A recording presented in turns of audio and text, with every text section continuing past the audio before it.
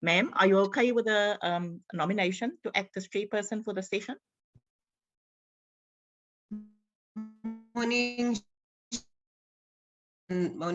colleagues and all members of the portfolio committee and staff and guests on the platform. I do accept the nomination from Shanaz. Okay, thank you. Then that concludes the election for acting chairperson for this morning. So, ma'am, I hand over to you, the chair. Thank you very much, Shanaz, and a very good morning to all colleagues, portfolio committee staff, guests, and delegation from the department. I'm really delighted to be appointed as the acting chair for today. I must indicate, Shanaz, from the onset that my network, my connectivity at Acacia Park is quite bad. If I were to put my request that Honorable Tsie step in case where I really get cut off. Colleagues, this morning we will be receiving a presentation from the Department of DSI. I would therefore wish to welcome you all. I would not make a long introductory message because I'm just recording in progress.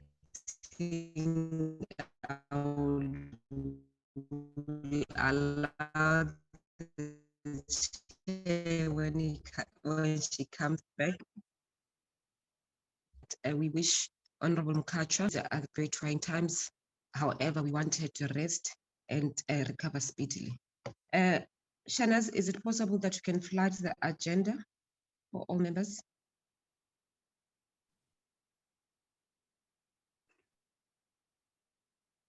Okay, Chair, the agenda, I've posted the agenda in the what is it, in the link, so they all have the agenda.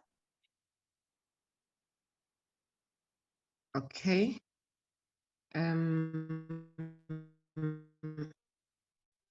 I might have a problem on my side. Just a sec.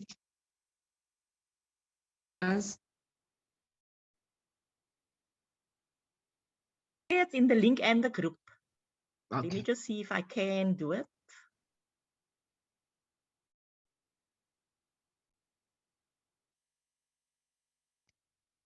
Okay, the problem is when they broadcast from my computer, then I can't minimize my screen. Aneli, I have it with me. Put on the agenda.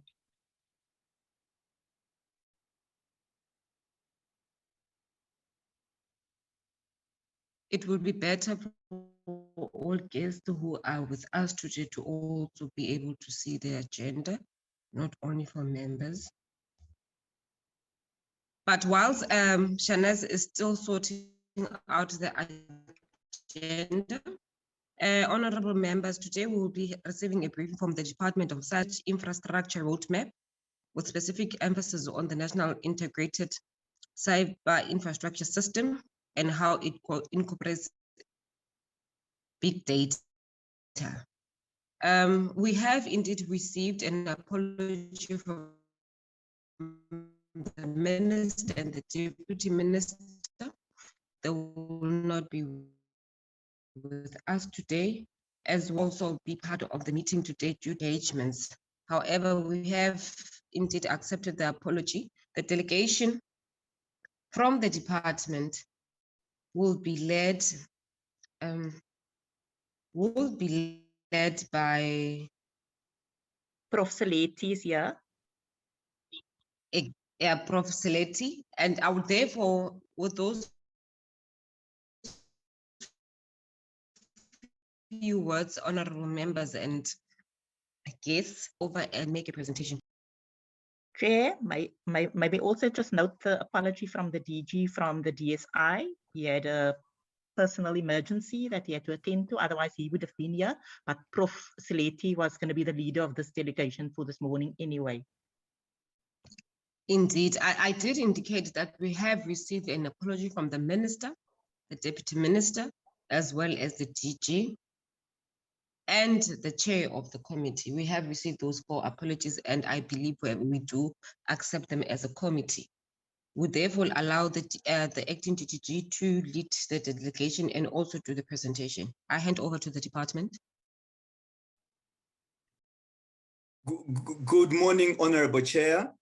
I'm glad that we will be under your leadership this morning. And good morning to the honorable members of this portfolio committee. As you have seen in our delegation, I have also DDG Imran Patel. I also have Dr. Daniel Adams, the Chief Director, and he's going to make the presentation. I also have Dr. Happy Stole from the CSSR, under whose leadership this work is undertaken. So I will do, without any time, allow Dr. Adams, who is going to make presentations. Chair, we have two presentations because they are slightly unique pieces of work. The one on the SARIR, the South African Research Infrastructure Roadmap, and then the second one on the NICIS, which is on the National Integrated Cyber Infrastructure. And so Dr. Daniel Adams is going to make the two presentations, and I presume the questions will come after, if that is acceptable to you, Chair. Dr. Adams. You can proceed, DDG. Thank you. Good morning, good morning, honorable members of the Portfolio Committee. As Dr. Saletti indicated, my name is Daniel Adams, and I'm a Chief Director responsible for basic sciences and infrastructure. And the latter part of my portfolio is the reason why I'm making this presentation, because my sub-program provides oversight for the South African Research Infrastructure Roadmap, as well as for the National Integrated Cyber Infrastructure. So Naz, if you allow me, can I please share my screen?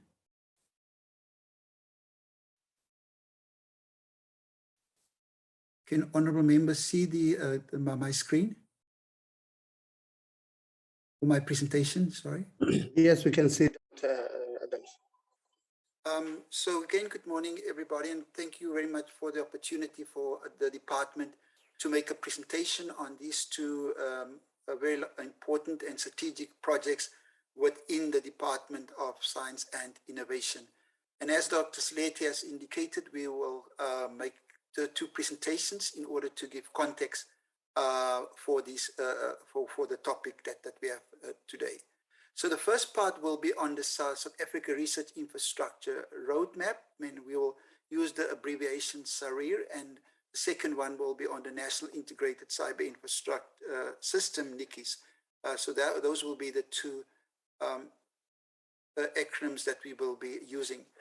In order just to get common understanding within the topic that we will discuss today, I would like to start with with a definition of research infrastructure, just to get us on the same page and commonality in our understanding of the term research infrastructure.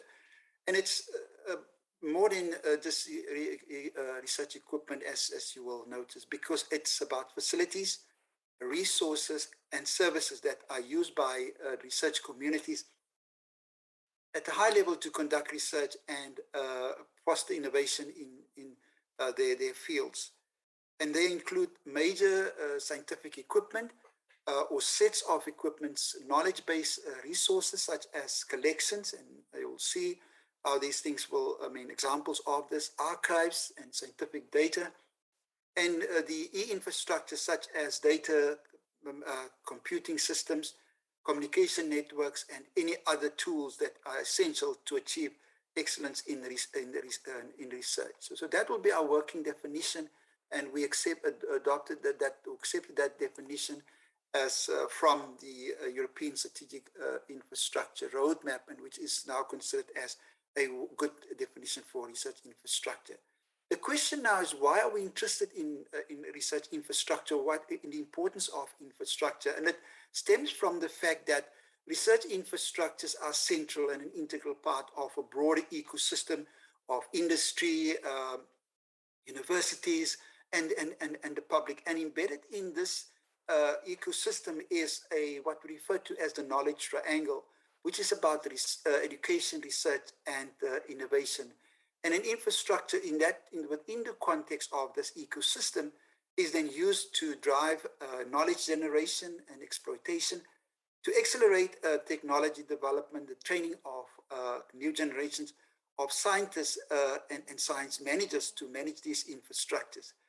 Technology and social innovation provide capacity to address global challenges, and it provides a platform to bring together knowledge, human capital, and resources in one specific location. And that's one of the advantages of having these large infrastructures. Since 2013-14, the DSI decided to embark on a new approach to the provision of research infrastructure in the form of large collaborative platforms, with the principles underlying that to say that it will be a focus on research infrastructures should be to build networks and surface engines for collaboration to do the things I've already cited in terms of knowledge generation, technology development, and training and skills development. And through that, then foster also new partnerships and joint ventures, both locally as well as internationally. And within that context now, with this new approach, the SARIR is a guide to actually strategically develop research infrastructure, equipment, the acquisition and the deployment of this research infrastructure as really as a necessary and required enabler for research development and innovation, instead of this that hoc way that we've been doing things and on a sort of in terms of the planning. So that brings me to the South African Research Infrastructure Roadmap that was launched in October of 2016 by the then Minister of Science and Technology, Minister Naledi Pandor. So the next few slides will be to give a little bit of a background to this main infrastructure roadmap. And I would like to start with some of the underlying principles and the background, the contexts which underpin the infrastructure roadmap. Starting by saying that the focus of the roadmap is really on national research infrastructures and not international or single laboratories. All major economies see research infrastructures as an essential component of the national economy. Operating an infrastructure is really a service to the whole nation, and that in particular in the context of these large infrastructures. It must be managed in a transparent and accountable way. Open national research infrastructures are really now seen as key bargaining items in international relations, and the SKA is an example of this, which is an international infrastructure hosted in South Africa, and now South Africa, and through that position South Africa really as a serious player within the landscape of, for example, radio astronomy in this case. They make a country then a preferred research destination.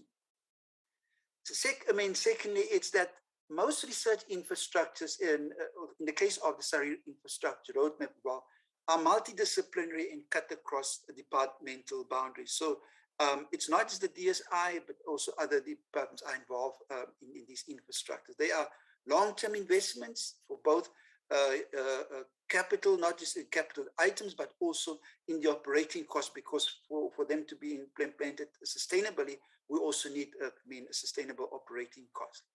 People trained, it is shown that people trained at the research infrastructures has a much broader perspective than those trained on at universities because of the multidisciplinary work that's normally carried out at these research infrastructure. We need good governance, and it's key for the successful implementation of these infrastructures. And what we also have to say now that there is in general, and in particular also the SARIR infrastructure roadmap is a living document, and it needs to be constantly be updated as new areas develop. And the examples that we have in the global space is testimony to this living document approach now. I mean, honorable members, just to give a little bit also context on how we arrive at the current composition of the research infrastructure roadmap in terms of the selection criteria and the prioritization criteria that we use. It was a two-pronged approach now, a set of external criteria which we applied, and then once the infrastructure or proposals have been passed, that it was subjected to an internal sort of prioritization criteria.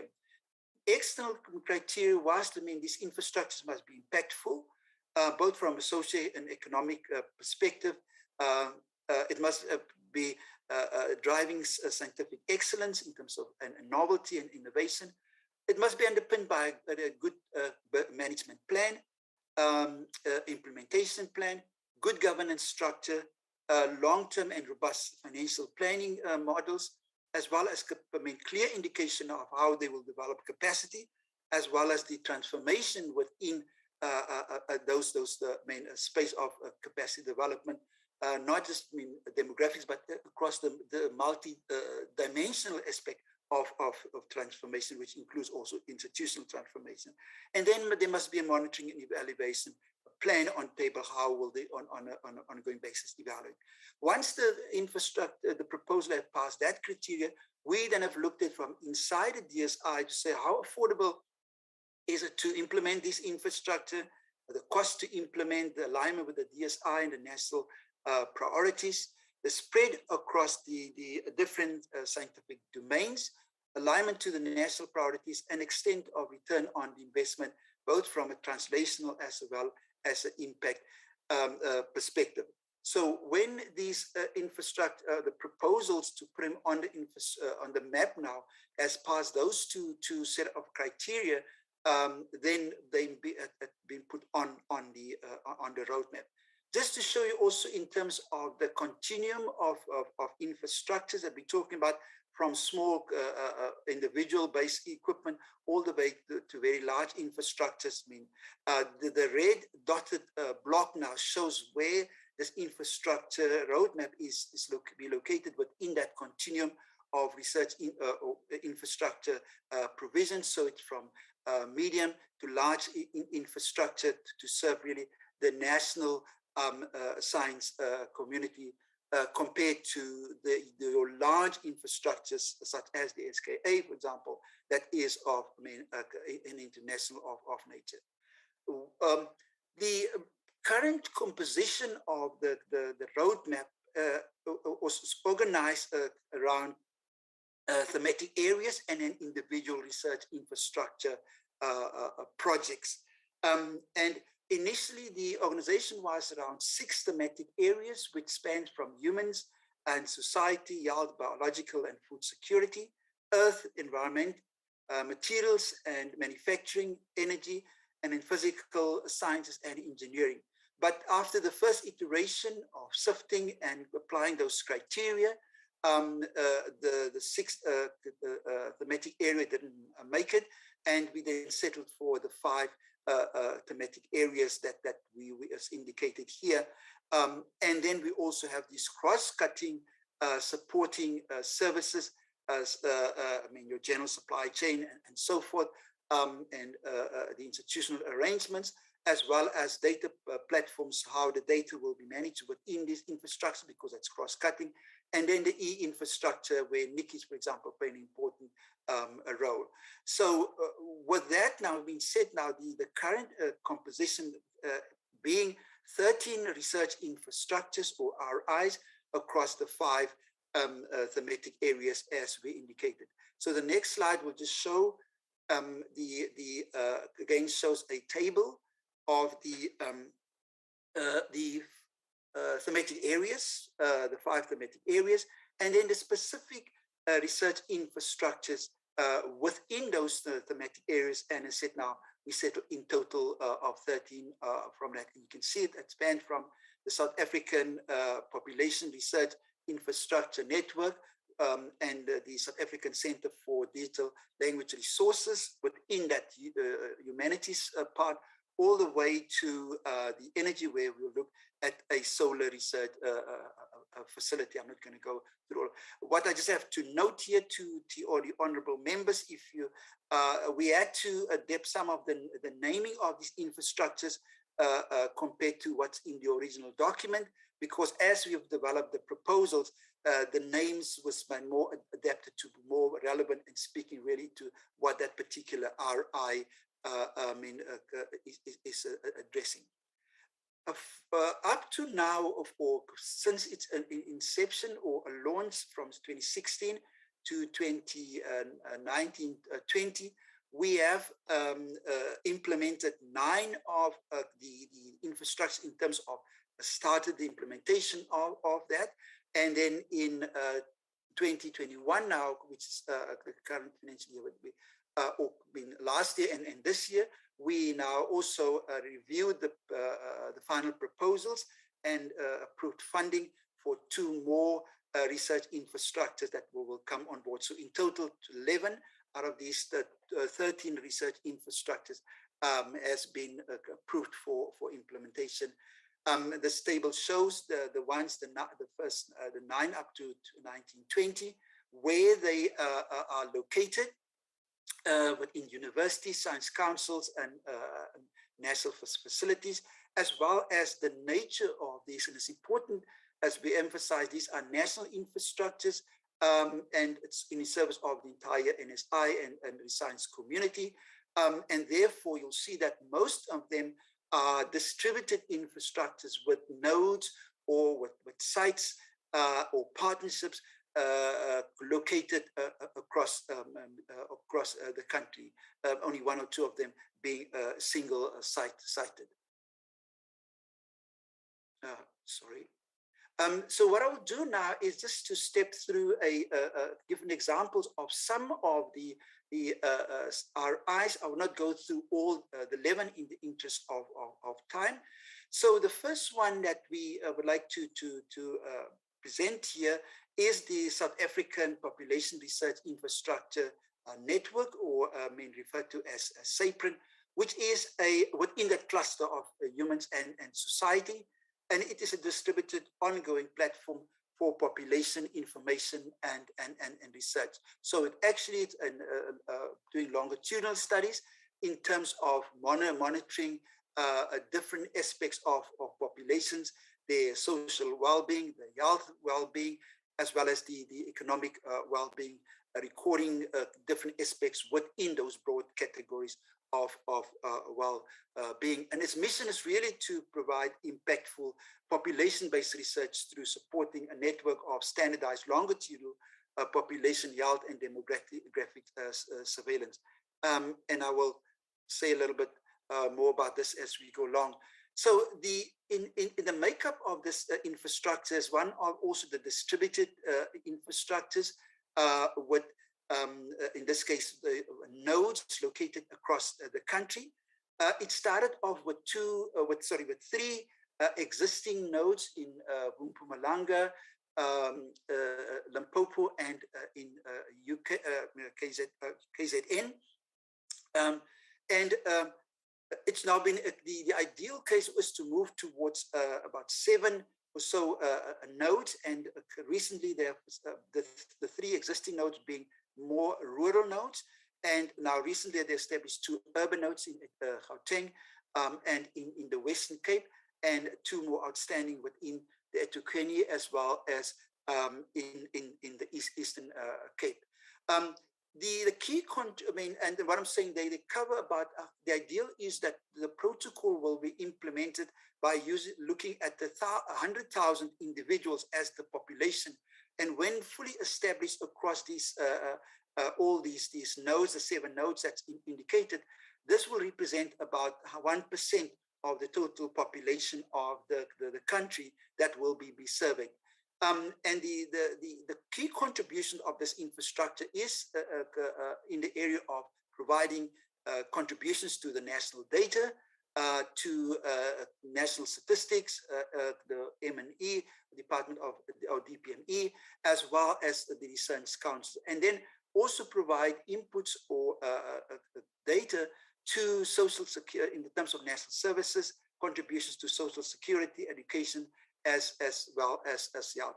The current nodes mean it's about 750,000 people. But with the outbreak of COVID, this infrastructure was also well placed to respond to the COVID pandemic in terms of providing data through its surveillance strategies with regards to the standing of COVID in these communities, and they have conducted them COVID surveillance around the prevalence of the disease with or the virus within those communities, as well as the response of these communities in seeking assistance to that, and so forth. And therefore, they could also make significant contributions to the decision processes that government used during the determinations of the restrictions and the lockdowns based on these evidence-based data that was generated or provided through SAPRIN. So already a very high impactful infrastructure. The second one is the South African Center for Digital Language Resources. And this is an infrastructure that aims to develop and promote all the 11 languages to be able of expressing all forms of knowledge and drive the use and function of research and development in education, social transformation, trade, economic, and scientific development. Really, to make sure that nobody's excluded in terms of language within these different sectors. And key to this infrastructure is in the area of human language technologies, as well as development of the digital humanities. Two things I would like to cite here, and as already significant work that this infrastructure has made, is in, for example, they developed during the COVID, they've developed COVID terms in all the official languages, so that again people could participate in the debate and understanding of it. And another intervention was the WESA application, which was using in triage and screening during COVID, where when a patient goes to a doctor, the doctor can look up the term, use the English term, look up the term in any of the languages, and then press a sound button, and then communicate with the patient in order to make sure there's common understanding and a proper diagnosis of the patient's condition. The next one will be is on the Shallow Marine and Coastal Research Infrastructure, or the SAPRI, which is really an array of instruments and physical research platforms around the coast of South Africa and its sub-Arctic islands to collect long-term reliable data for scientific research to help decision makers formulate appropriate environmental policies to lessen the risk and the vulnerability of the coastal zones into climate and global change. In terms of the social impact of that is really to improve the ecosystem health, the blue economy, fisheries, improve human health, and advise policy on the sea level and storm searches and early warning systems now. So this is by this monitoring system that being deployed through different types of instruments. This is where the infrastructure can make a impact. This is just a slide shows the different areas and where this infrastructure is playing a significant role and anchored already in existing infrastructures like the South Africa Institute for Aquatic Biodiversity, as well as the South African Environmental Observation Network, and doing this differently. And this slide also shows the different kinds of instruments from research vessels or from boats to helicopters and submersible devices to really monitor all the different aspects within the coastal regions around the coast. It is important because of the data products that's been produced in it, and I already say how these data products are used in terms of economic and social impact. In terms of also now, I mean, the translation of this, the impact of this is that, I mean, the infrastructure already demonstrate also relevance by helping the Kruger municipality to survey flood damage. It helped the Department of Employment and Labor to train people in terms of deep sea diving using their equipment, and then really anchored itself in a number of international projects as indicated here. The next one will be on the, now probably we'll walk a little bit faster through here, is the South African nuclear medical research infrastructure facility, which is also a facility that's in terms of a consortium between University of Pretoria, Stellenbosch, and Steve Biko Hospital. And this infrastructure is actually located at this Steve Biko Hospital because for it to be really functional and deliver on its mandate, is best to be located at the hospital where the patients are in order to do the real clinical work. At the heart of it, it is an imaging and a therapy center. I'll show now in the next slide, I think I'll show the key deliverables around it and what the infrastructure will deliver on. It will provide, as I said now, radionuclide therapy. It will provide infection imaging, as well as training of students in the area of preclinical imaging, basic and translation research, clinical imaging, a note for infection imaging, as well as a good practice radio pharmacy. This is to provide, to develop the isotopes, to use the imaging, as well as do the imaging itself. Because if you have a new drug and it administered to the patient, you want to know where the drug is going, how it affects the body now. And this facility will be able, through the imaging as well as the nuclear therapies now, determine how, I mean, the response of the body to the drug and the effect of that on the body.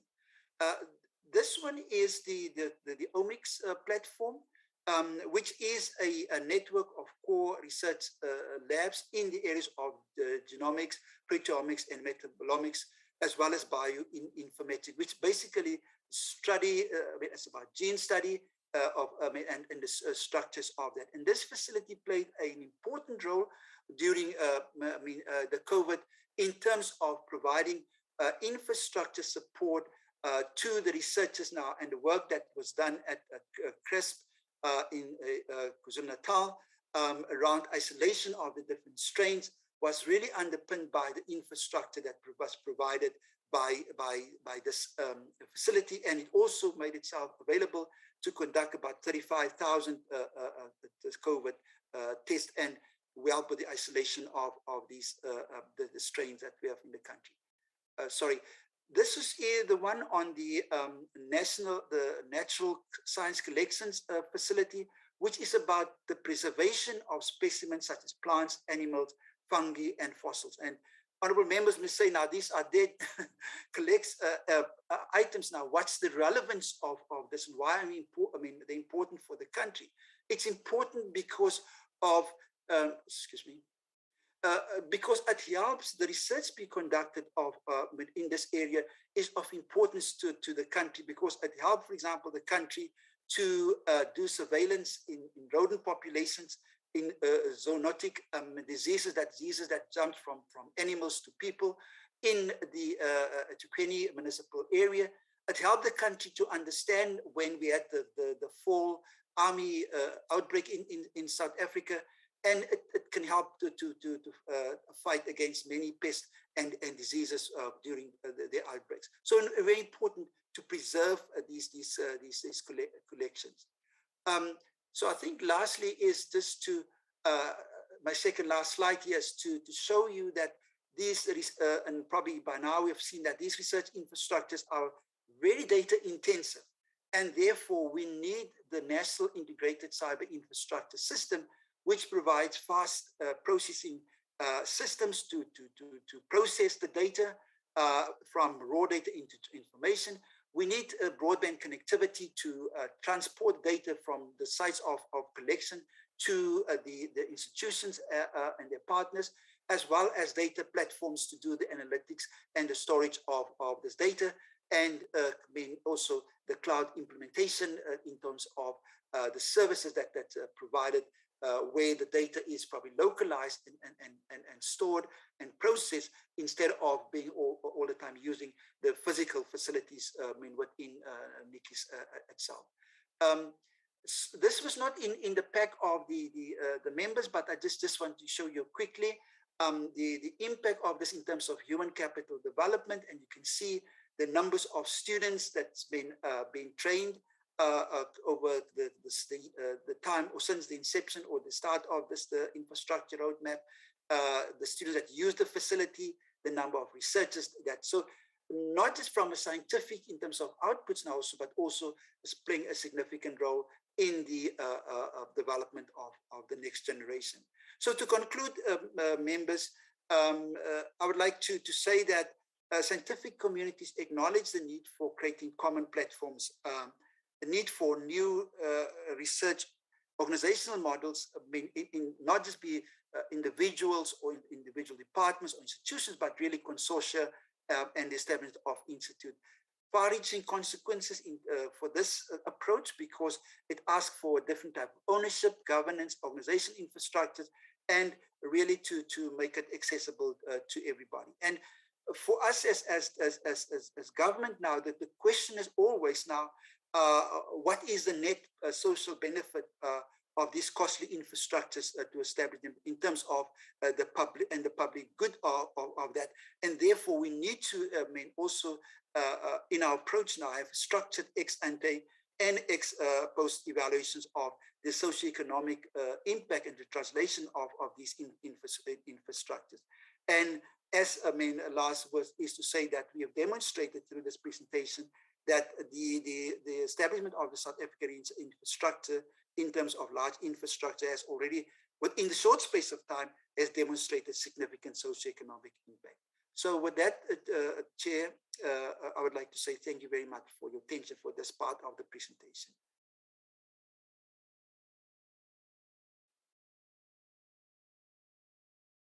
Danny, take a glass of water and then you go on for the second. Yeah, I don't know if if the guidance from the chair, if I should allow questions or do you know discussion on this one, or should we continue with the next one? We agreed on a back-to-back and then the questions later. Oh, okay. Thank you very much. Should I continue? Yes, we'll do both presentation and take all questions together. Okay. Let me. I'll allow you to continue, Mr. Dr. Adams. Yeah. Okay. Let me just. I think maybe I should. Let me just go in here.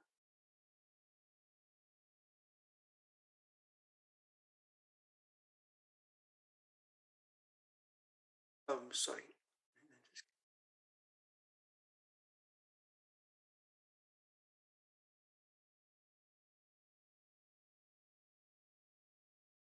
Let me just quickly go to my.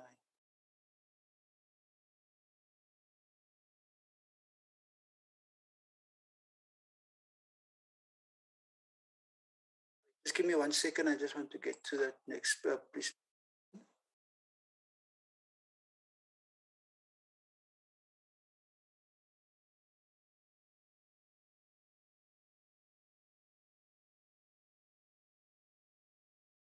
Sorry, I just seems I just closed the presentation now. 1 second.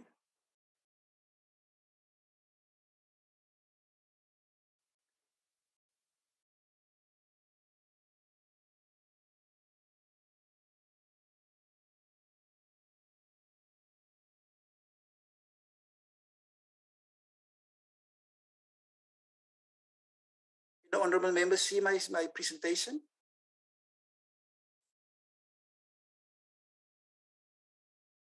Yes, it's on.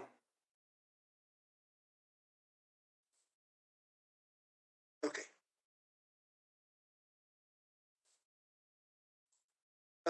So honorable Slideshow, good.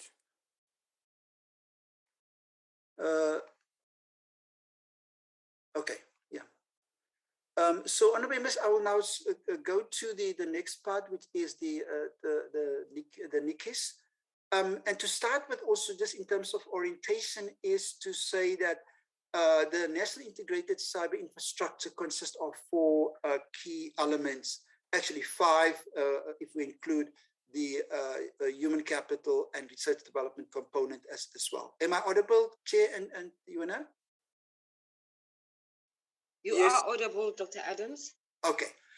So the key components of the NICIS is the high performance computing systems, which is located at the Center for High Performance Computing in Rosebank in Cape Town.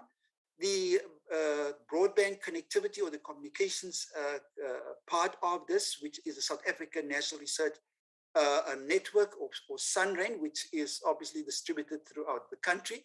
Then we have the data intensive part of that infrastructure in the form of the Data Intensive Research Initiative of South Africa, the RISA, with also 2 nodes, one in Cape Town and one in Pretoria, in order to make sure that we have this disaster recovery or this that we make provision for any eventuality of disaster and one system go down. So it is a system that's located both in Cape Town and Pretoria. And then we also have this terms of the cloud services, so that people not necessarily have to go to Cape Town or to use the HPC system in the real systems now here, but could use these facilities through the cloud applications. The objectives of the NICIS being the following: really to sustain a world-class and relevant national integrated cyber infrastructure for science and technology and innovation in the country, to enable and promote e-science in South Africa, position South Africa to take part in and host large-scale global research and science projects. And here the example of the SKA and the Large Hadron Collider experiment for nuclear and particle physics located at CERN in Switzerland. Provide thought leadership in South Africa, South Africa's evolving cyber infrastructure strategy and activities, and facilitate the uptake of advanced cyber infrastructure. Foster the development of human capacity in cyber infrastructure and its application, and contribute to the transformation of this the sector, as we will show as we go along. So that the operational model now, or the model of NICIS, is basically to draw on the commonalities between these 3 different elements of NICIS, and through joint planning, and really looking at the intersection of these 3 elements, and saying that the sum is actually better than the individual parts, and in particular, if we plan, if they sit in the same location, and they could be joint planning around that, and then also provides an excellent opportunity to provide actually cutting skills now here, because if you have a side of all these different elements, you can then tailor your skills development around it, and really to address now in an effective and efficient way the requirements for large-scale infrastructure. You can see the intersections there for networks and the RISA. It's really about the data generator, the data storage, data services, and how the data is transported, SARIR and CHPC.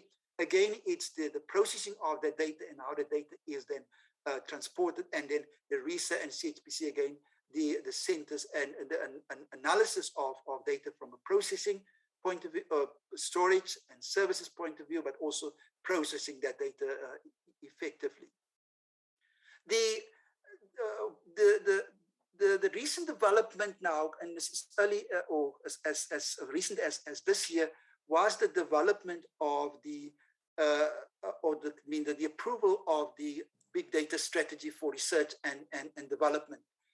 This strategy was approved early in this year by our minister, and it's really to direct and steer the research and development and innovations in the country around big data. So the big data strategy envisaged an ecosystem which will be derived from large historic as well as diverse data sets. Knowledge that leads to innovation and accelerated economic growth, and positions South Africa to be competitive in the 21st century, which is really the explosion of data and data-driven efforts. In all facets of life. Develop the next generation of research and development expertise and skills to derive knowledge from the big data and advanced frontiers of science, because we need to have people build and sustain a world-class and relevant national cyber infrastructure with allied services that enable and advance big data. So it's not just about the infrastructure, but it's also the layered services on top of that.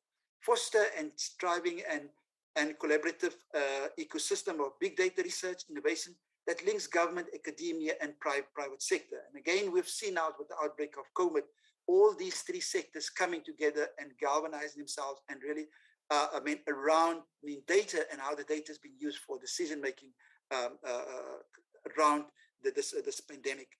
Adopt standards and policies supporting the practice of open data, open science principles, and ensure interoperability and compliance with privacy, ethical, and legal regulations.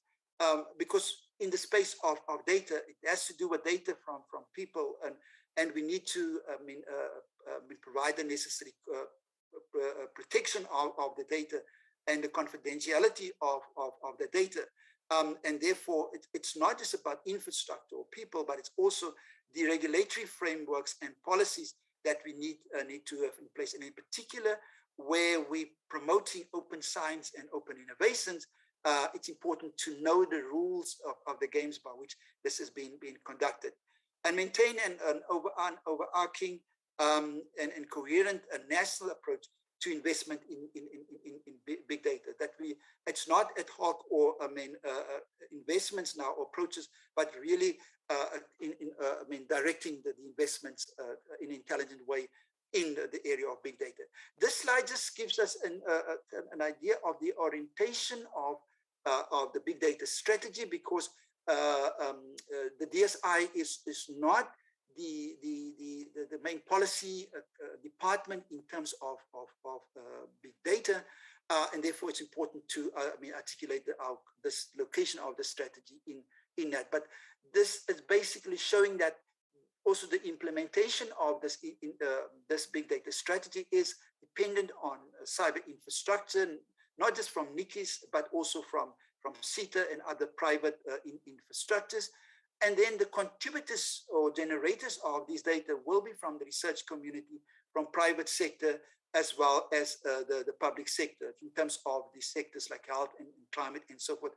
And drawing on the private sector to for example, in terms of their cloud services, and then the researchers generating the data. So within the roof of the structure here shows that the location of the big data strategy is focused on research, development, and innovation, compared to the big data policy and framework, which is driven by the Department of Digital Communications, Department of Digital and Communications, for example. That's now the national department in terms of driving that particular policy, the DCDT policy. And then other strategies which also guides the space, namely the 4IR framework from the President, as well as the National Development Plan. So it sits within that broad framework, but with a focus on research and development data. In terms of the implementation of the infrastructure, the data strategy, it supports really the priorities and as data and cloud policy from the Department of DCDT, as well as the Presidential 4IR. It's a framework in terms of the meat at this and how to implement it. It talks about 18 actions to achieve this. The strategy, which spans from the provision of infrastructure all the way to development of the necessary capacities, human as well as research.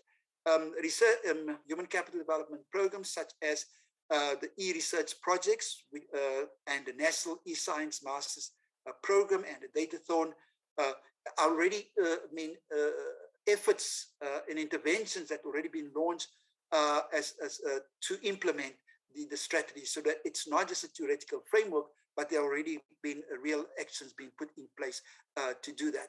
A federated national cyber infrastructure to be implemented, which includes artificial intelligence. So it's also about the emerging technologies that's, it's key to data analytics and the working of this data, the analysis of this data to make sense and aid further the decision making when it comes to the use of this big data. Research and development initiatives based on national needs, such as the health, disaster risk mitigation, and are all of the things that's already in the concept phase and seen as a role, or areas where the big data strategy will play a significant role. This slide just shows also the interventions within the Department of Science and Innovation. We have established what they call the Converging Technology Platform, which is really to address large or impactful applications in the area of agriculture, manufacturing, and health. And in order to address these challenges now here and stimulate research and development and innovations in that area, we need the underlying emerging technologies where, again, NICIS play a role, the big data strategy play a role, and also the supporting infrastructure. You can see the different areas where this research infrastructure or the big data strategy will, find its way and its application in even ensuring the efficient and effective implementation and impactful implementation of the data convergence platform. Sorry, I'm going the wrong direction. What I want to do now, members, is just to again go through some of the highlights of the NICIS infrastructure. And I would like to start with the HPC systems now to say that currently more than 700 programs are using the HPC system, representing really a diverse, user community from the academic sector, public sector, industry, as well as even partners or constituencies outside South Africa, namely the SKA partner countries. Significant work has been done in terms of publications, specifically around the COVID pandemic and the issues around that. Also, that it has already indicated it plays an important role in supporting the SARIR infrastructure roadmap, such as diplomics, which is data intensive. NICIS play a role in that particular case. It's also now, as I said, it's not just playing within the DSI, but the CHPC system or the HPC system is also using as a fall-over service for operational weather forecasting requirements. So that means if the South African Weather Service system goes down, it automatically goes over to the HPC system at the CHPC now to do the weather forecasting that we see on our TVs every night. So, impactful role that's playing here by the CHPC. The HPC ecosystem focus on building capacity at previously disadvantaged universities, because at your smaller universities now here, there was targeted intervention to build capacity in terms of infrastructure deployment, but as well as people development within the smaller universities. This map just shows the SANREN, the communications network. It consists of a national backbone, the blue of these lines connecting the different metros across the country, which has a capacity of 100 gigabit per second. So you have these different metros connected by a national backbone. And within a metro, you have a very complex metro network as well, connecting the different universities and institutions within that particular metro. But then we also have not just national connectivity to move data across the different institutions now here, as I said, the different sectors, but we also have international connectivity on the East Coast through the SEACOM cable networks, as well as on the West Coast through the West Coast cable network. So South Africa is well endowed and prepared to communicate with the outside world. And with this network, it is not just the big universities, but also the smaller universities are connected to participate in these international collaboration or national collaboration. And the network is also, SANREN is also providing connectivity to SKA and the SALT telescopes in the Karoo as large or big science infrastructures. Apart from the connectivity that the SANREN is providing, and it's providing connectivity to the 26 universities in the countries, all their satellite campuses, as well as the rural and remotely located campuses, in order to level the playing fields in that. And it's participating in the Department of Higher Education and Training's rural campus connectivity, where we're saying that SANREN, through the funding from DSI, will do the main connectivities, and then from there, the last mile to the rural and remotely located campuses, DHT will provide funding to do that last mile connectivity. But it's not just about the physical connectivities, but it's also about the services that's provided by SANREN. For example, the Identity Federation, where institutions are federated now here, and there's identity protocols be developed so that there can be seamless transition between university, use of the services or using the network without having to use multiple logins and so forth. And just to remind ourselves that the SANREN is in partnership with the TNET, the Tertiary Education Network, in the sense that SANREN provides the physical connectivities, and TNET is almost acting as the service provider, contracting the universities and the institutions that's using these infrastructures. From a collaboration point of view, as I said now, it is not just national connectivity provision, but also international. And here it is to link up with other NRENs, international NRENs, through the exchange of capacity, so that South Africa is actually globally connected. And you can see the slide on, the diagram on the left now. Yes, South Africa is really connected through the entire globe now here in terms of connectivity, meaning that South African researchers can have access to any particular institution or facility across the world through the connectivity provided by SANREN. In terms of the human capital development initiatives, as I said now, it's not about, NICIS not just about infrastructure and services, but really also at people, and a number of interventions has already been put in place and implemented on an ongoing basis in the form of winter schools, summer schools, and different training initiatives that's running throughout the year. And a flagship for the CHPC is the student cluster competition, where it's aimed actually at training students, and it's very interesting and actually encouraging to see that these are undergraduate students that come together to build actually supercomputers through the support and the mentorship from the HPC staff, as well as the private sector partners such as Intel and so forth. And then there's the cyber infrastructure, the cyber security, where the students are trained to really work on securing data and data systems and developing tools to do that.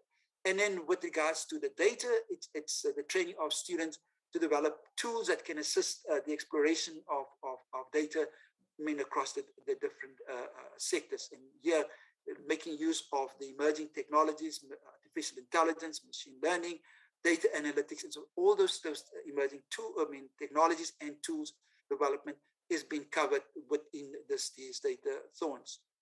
A flagship of the NICIS, and actually which is regarded as the fourth pillar of NICIS, is the National eScience Postgraduate Teaching and Training Platform, or the NEPTTP, which is also a unique program in the country because it is a 2 master's degree program, and because it offers e-science for the humanities and social sciences, or masters of arts in e-science, as well as a master's or e-science degree in science, or physical sciences and engineering.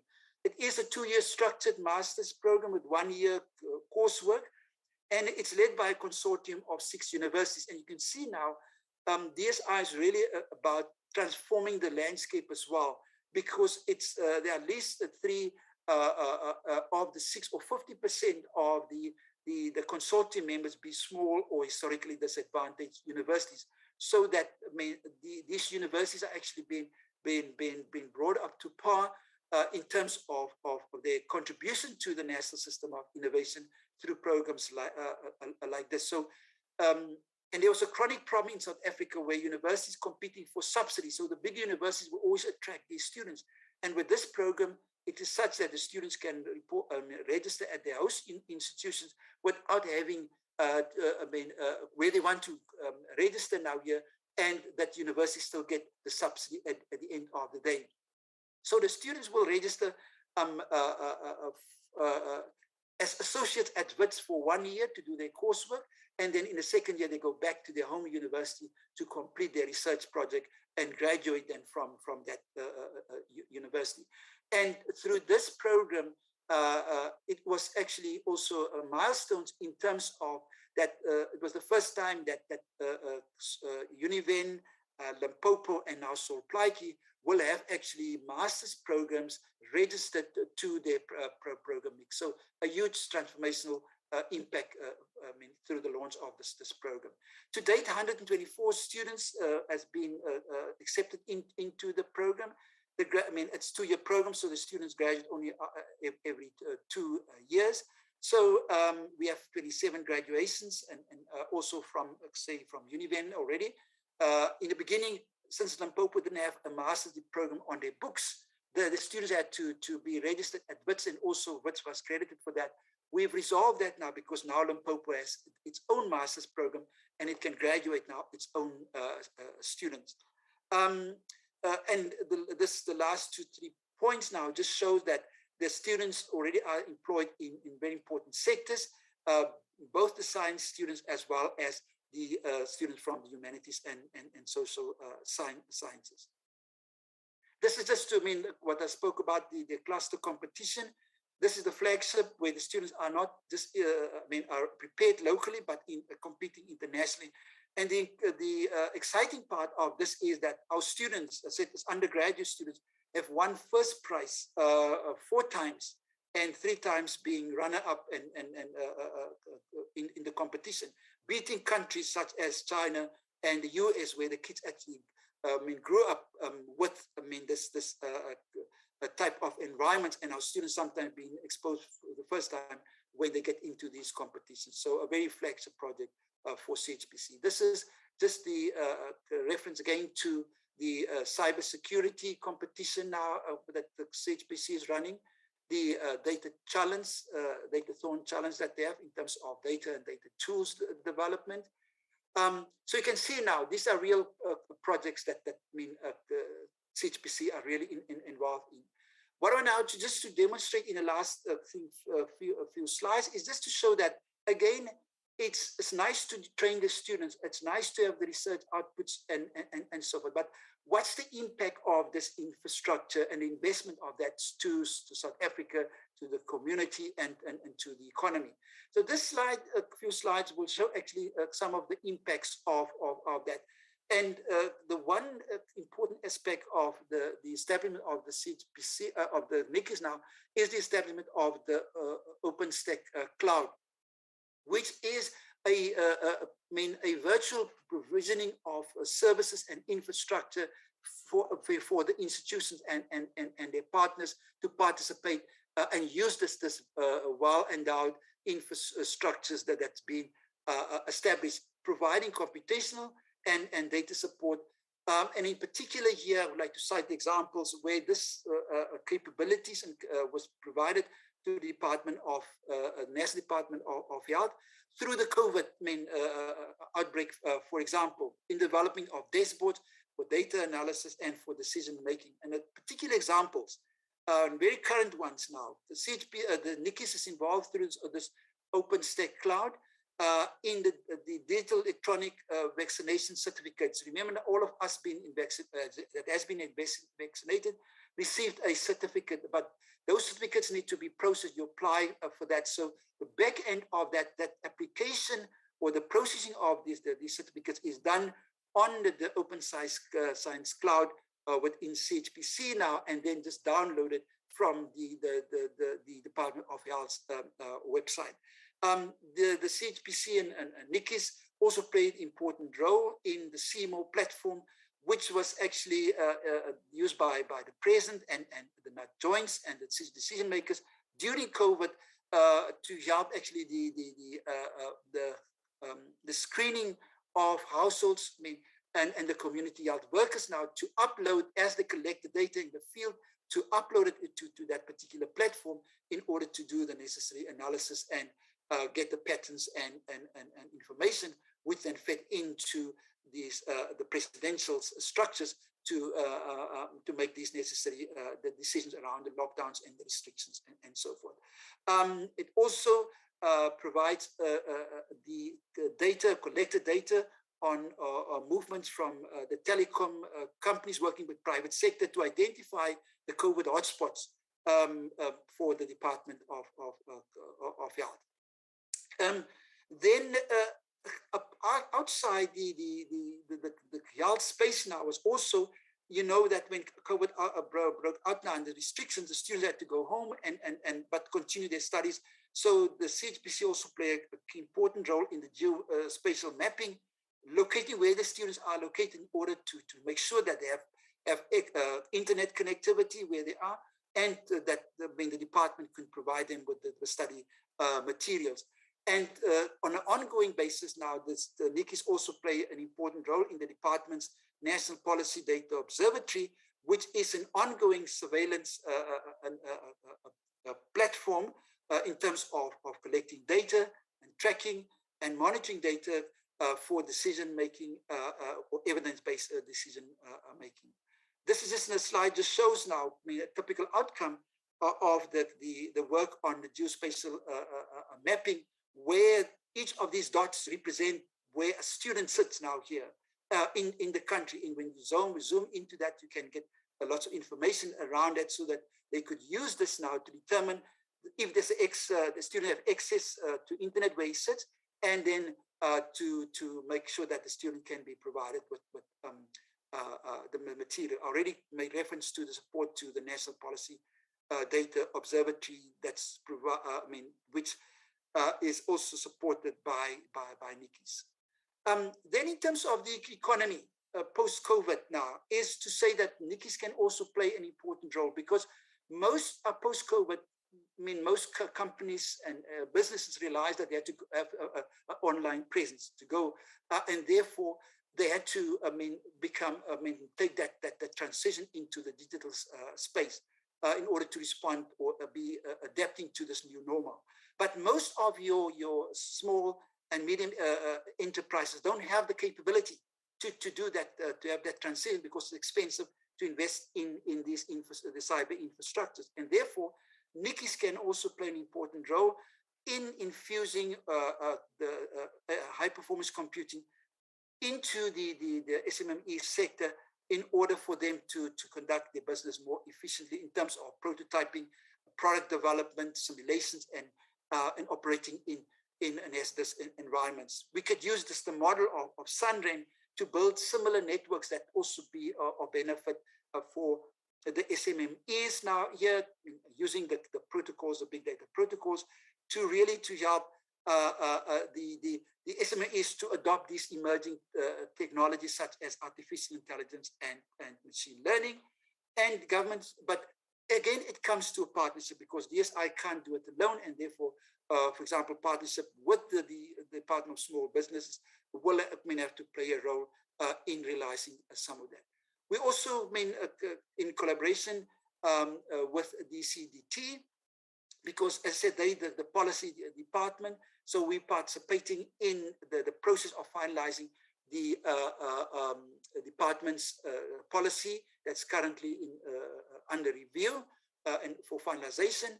We're working with CETA in terms of establishing a national data centers, and again, using the Openstack Cloud that was developed by NICIS to actually form part of the government-private cloud that will be eventually being established through the different structures.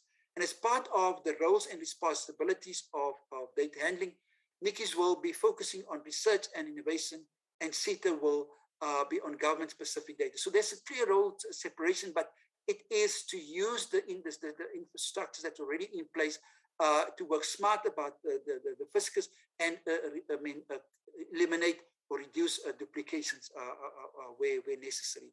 And as part of the Presidential Commission on 4IR, the infrastructure required for enabling implementation of all the initiative depends on the availability of HPC data storage and sufficient connectivity. And NICIS is actually providing those elements as indicated.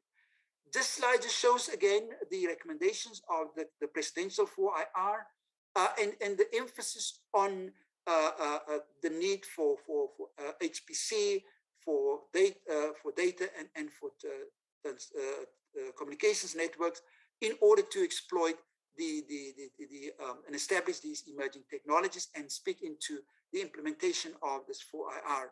And the next slide in particular implicates the CHPC. Well, it's a key component of NICIS as a key enabler to play a role in the implementation of these recommendations of the Presidential 4IR.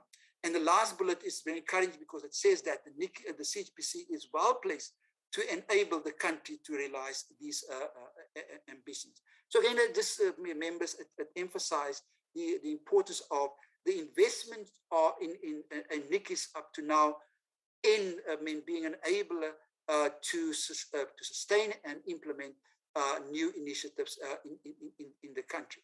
However, to realize some of these ambitions, like the Presidential 4IR and playing a role in the realization of the data policies and initiatives, we need to stay relevant and competitive, and the infrastructure must be robust. And therefore, this roadmap shows that where we want to go in terms of the saying relative in terms of investment in the infrastructure. We want to make sure that we have at least 100 gigabit per second network, for data transmission across the country within the next 5 years or so. And also, in terms of storage and data, we want to establish a 40 petabyte data storage and add another 10 to that. And then in terms of processing, we currently at 4 petaflops per system now, and we want to increase that to 10 petaflops to a 10 petaflop system. If we don't do these upgrades, if we don't invest in these upgrades now here, the country will lag behind and will, because you sit in a field that is very, becomes very quickly absolute and redundant, and therefore we have to make sure that we stay on par, and in particular to drive these initiatives that I have cited earlier. In my neighborhood, I walk past this fruit store, and this the point shows that the digital transformation is already on the street, because even the street vendors are using card or machines to conduct their business. So this slide actually shows that the digital transformation is really, or to the digital economy is really inevitable. So I think this is also the slide which will sort of concluding the presentation by saying that knowledge generation and exploitation is about knowledge networks. We need to help industry to drive innovation through platforms and co-creation. The know-how and expertise development at RIs need to be transferred to our industry partners, in particular small and medium enterprises, and allows companies to develop new products and improve their existing ones and improve quality, or develop novel procedures. And with that, members of the committee, I would like to say thank you very much for the opportunity to share with you these two presentations, and to show that the one is dependent on the others, although they play very unique roles, and the impactful nature of both of these infrastructures from a perspective, investment perspective from the DSI, and it already show now that within a very short space of time, the impactfulness of this and relevance of these infrastructures, showing good return on the investment of public funds. Thank you very much.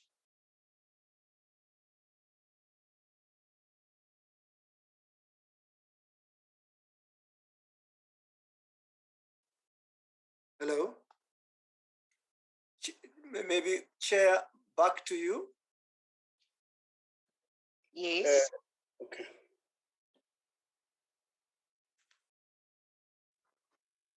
Okay, they are done, Honorable Mahlatsi. All right, thank you very much, Dr. Adams and Professor Teleti. We did indeed receive a quite comprehensive and quite technical presentation. I'll then allow members, by show of hands, those who would want to interact and engage on both presentations to raise their hands. Whilst I wait for honorable members to raise their, okay, I see we've got Honorable King, Honorable Mananiso, Honorable Sibia, and Honorable Litsie. In that order, honorable members. Good morning, Chairperson, and good morning to everyone on the platform. I just want to start off by saying what the doctor just said lastly, the importance of knowledge generation, and how this will have a good impact on the world of work and the future of work as things are transitioning more into a digital era. And I'm glad that when you look at the presentation, it basically encompasses the importance of knowledge generation for the future generation. So my first question would then basically be, when we consider cyber security in our country, how equipped is our cyber infrastructure to dispel any intrusions which might occur? We've seen the incidents of Transnet, which took place just recently, and we still don't know the full extent of the intrusion on Transnet and what actual damage was caused. So I just need to find out how effective is our infrastructure to guard against that in South Africa. And then also our oversight, to what extent, if we take at the range of host of implementation partners, how do we actually monitor our oversight on research initiatives which was then implemented? Is South Africa's investment in research infrastructure and cyber adequate in terms of its development trajectory? So basically those are just the three questions. Oh, and the one is, if we look at the Southern African Development Community Cyber Infrastructure Framework, how is the NICIS then getting involved in that framework for South Africa? Thank you. Thank you very much, Honorable King. Honorable Mananiso. Thank you, Honorable Chairperson. Let me start by welcoming all the presentations. And one must say, indeed, every day we learn in terms of our space, South Africa, on issues of science, innovation, and technology.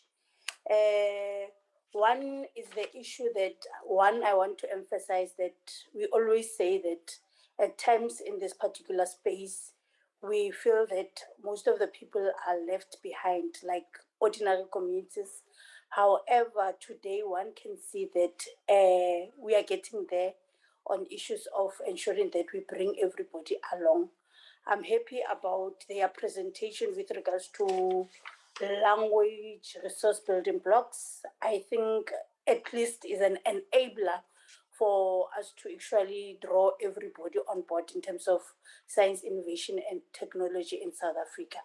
And my question then becomes the issue of emphasis on localizing all the information with regards to the national infrastructure of innovation and as well science innovation policy and so on. So I just want to check, are there any plans to ensure that they are going to make sure that everything that they do, people, actually the district models become one of the spaces that they infiltrate so that people can get information and as well participate.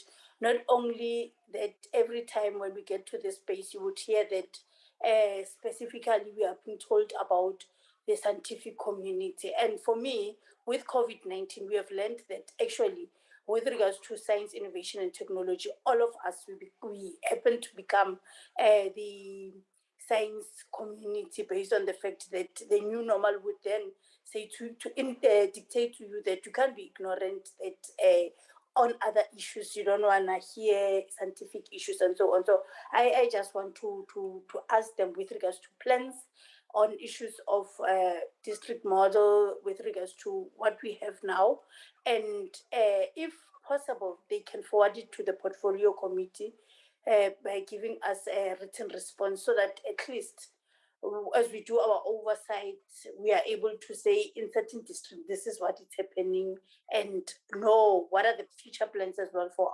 other districts. The other issue is how COVID have impacted on some of their plans. One have noted that indeed, COVID does have some negative impact. If possible, they can just elaborate those that were not affected by COVID-19 and what are the mitigating plans with regards to those programs. The other one is the issue of their achievement on 11 out of 13. Are there any plans that soon there would be as well, making sure that they achieve the remaining 2 that they didn't achieve? And Chair, other issues is with regards to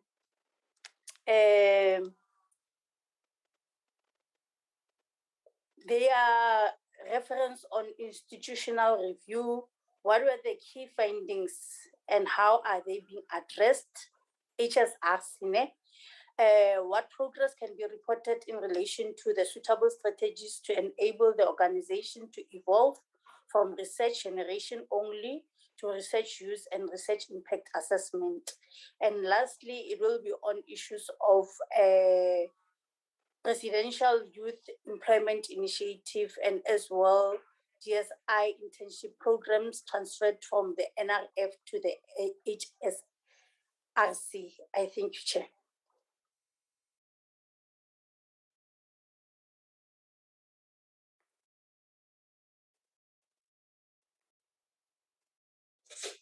Mams Bia, it's your chance. Okay, Chairperson, thank you. Thanks for the presentation, but I'm a little bit disturbed. There are public works people that are coming in. But my question is also covered under cyber security infrastructure. Thanks, Chairperson. I'm a little bit disturbed. No, thank you. Whilst Honorable Mahlat is still sorting out her network, I see she has left the meeting. It's my turn to ask questions. I also want to thank the department led by this lady for the presentations. Good morning to honorable members. Maybe I must also take this opportunity to wish our chair, Honorable Mkhatshwa, well in her fight against COVID. She's strong, she will come back very strong.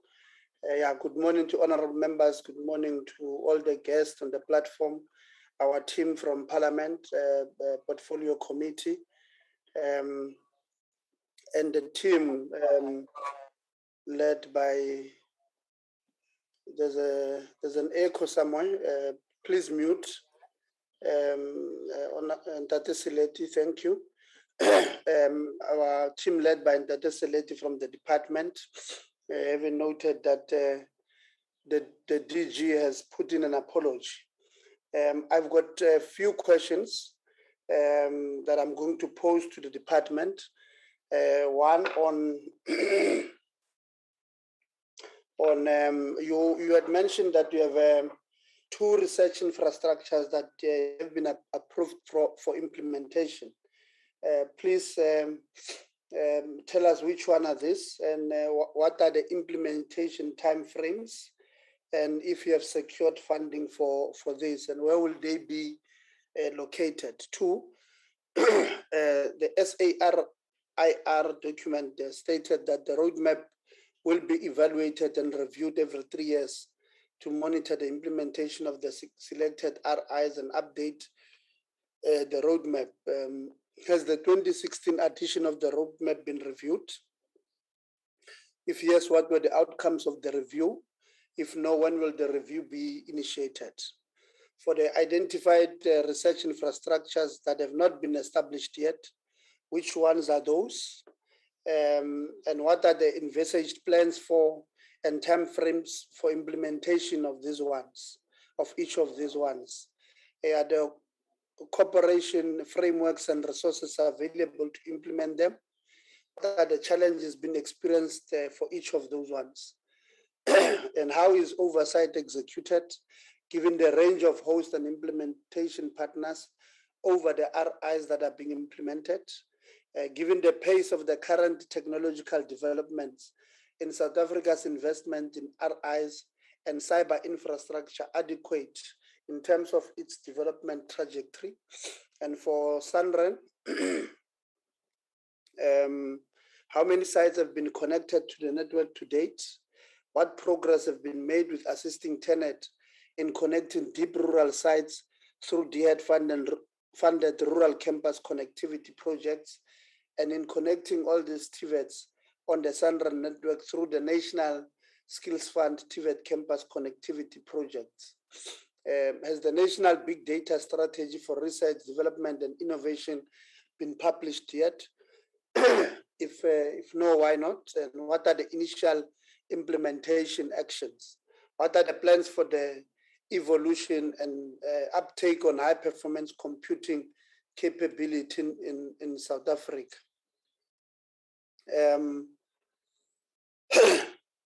What progress have been made with implementing a dark fiber link between Carnarvon and Beaufort West that will allow meerkat measurements data to be carried over the new SANREN dark fiber backbone network from the SKA core site to the CHPC in Cape Town for astronomy processing? And for CHPC, sorry, what are the current plans to increase the high performance computing infrastructure of the center? What level of funding will this require, and has a funding commitment been secured yet? For the RISA, sorry, I've got an irritation in my throat there. What progress have been made with deploying the 40 petabyte long-term storage facility? Have the standards and policy recommendations to regulate the open and ethical use and management of research data been developed yet? A task that was to be done in collaboration with NRF and NIPMO. Have the strategies and framework for open data, big data, and open science been developed? Has the National Big Data Strategy for Research Development and Innovation been published yet? What is the initial implementation action? What are the plans for the evolution and uptake of high-performance computing capability in South Africa?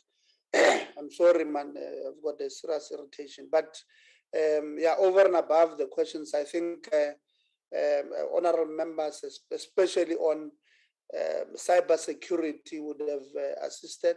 And maybe lastly, in our effort to building data infrastructure or ICT infrastructure in South Africa, have we taken an opportunity available now to help emerging ICT companies, be it Black-owned, youth-owned, women-owned, people with disability-owned ICT companies in playing in this space? I'm asking this because majority of our departments, generally in the country, including in the private sector, there's an over-reliance on American ICT companies like Microsoft and SAP and all of that are using a lot of those systems. Have we taken, given our intellectual capacity in this country, have we taken an opportunity to try and assist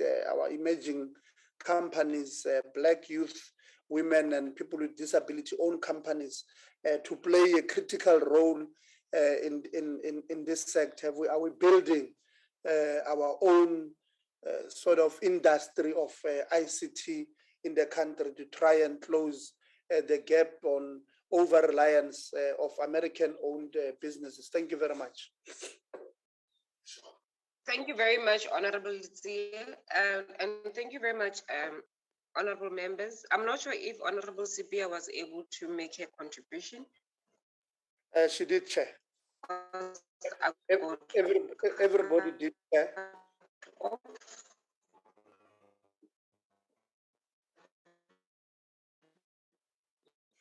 Okay, Honorable Mahlati seems to be struggling with network. Thank you very much, Honorable.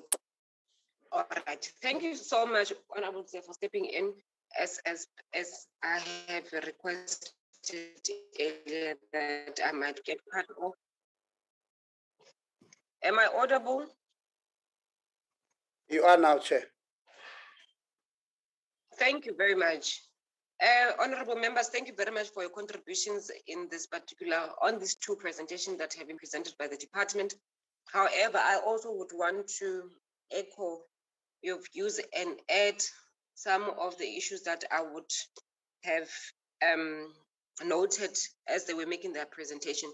To the department, Professor Sileti and Dr. Adams, in my view, these investments that we are making as a country are quite significant. And they are also placing us as a country at a very, as a global player to address our needs locally. However, I just want to find out that what does it actually mean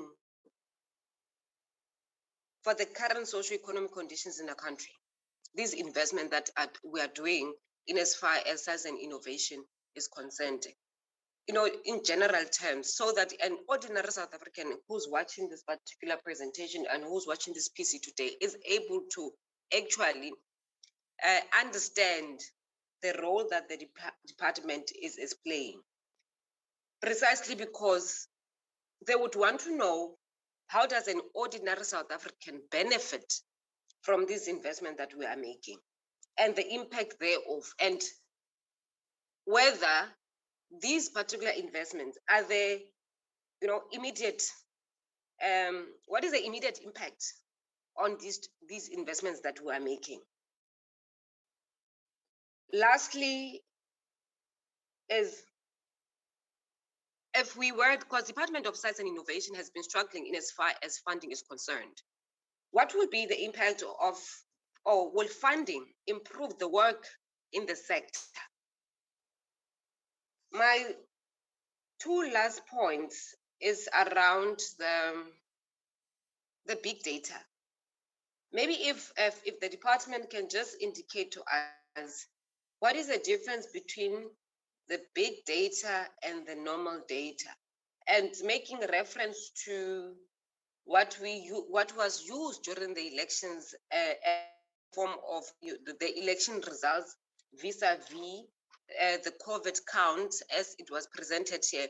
What will be the difference between the two, so that we are able to actually come closer to the space in as far as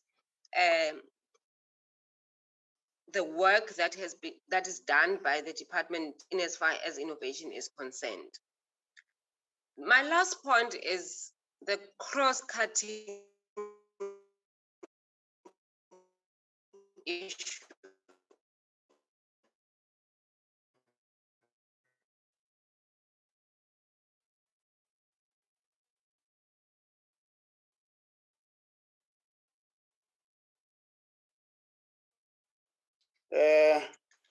When you look,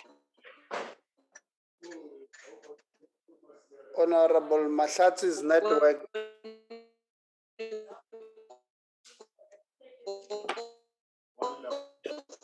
through the presentation, especially with reference to the thematic areas. Ask me again. Okay. Honorable, am I audible? Chair, your network gave up there. So your last question, I'm sure the department could not hear.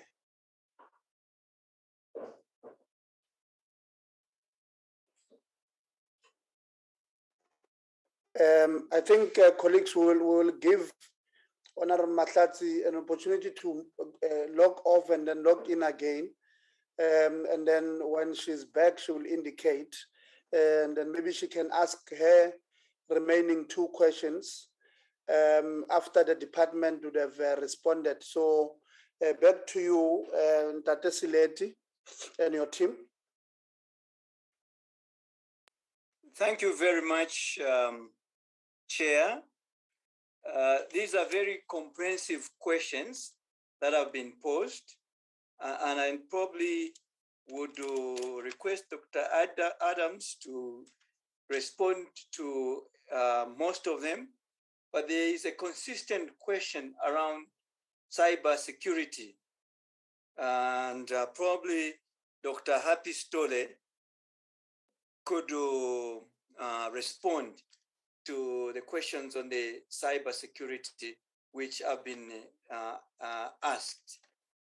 There is a question which was not probably we did not understand its link very well around the presidential unemployment program and the internship program in terms of how we relate that to the SARIR infrastructure and the cyber infrastructure.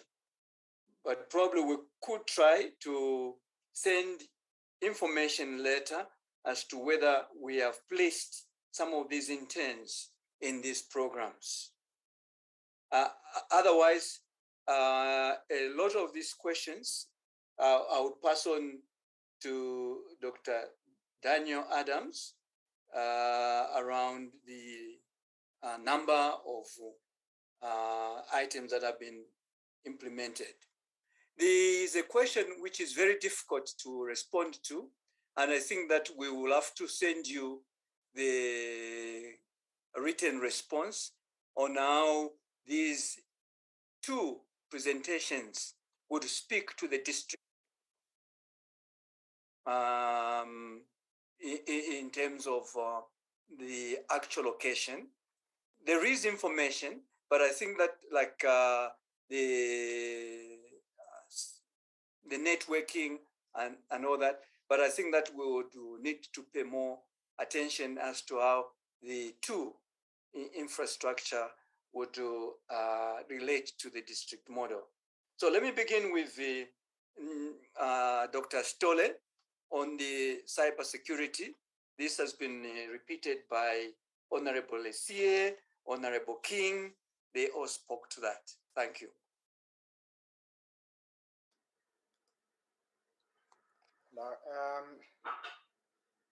Thanks, Dr. Seleti, and good morning to the Honorable Portfolio Committee members. And thank you for the questions that have been raised. I will just address the part of cybersecurity, and then maybe later on, after Dr. Adams have responded to the questions, maybe add to some of the questions that have been raised, especially on the part of what are our future plans in terms of the cyber infrastructure, and maybe share with the committee some of the implementation strategies as I saw those also coming. So I will just now focus on the cybersecurity. And I would like to say, indeed, this is true, and why the portfolio committee have to be worried. We're putting significant infrastructure where a consolidated data of the country is being transported, it is being processed, and it is being stored. So hence cybersecurity must be very key. I would like to indicate to the committee that we have been operating our cyber infrastructure since 2006.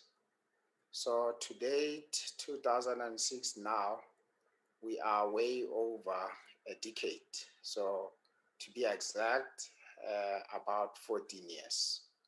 And I can just maybe put your fears to rest here that in this 14 years, there has been a lot of attempts to get in our cyber infrastructure.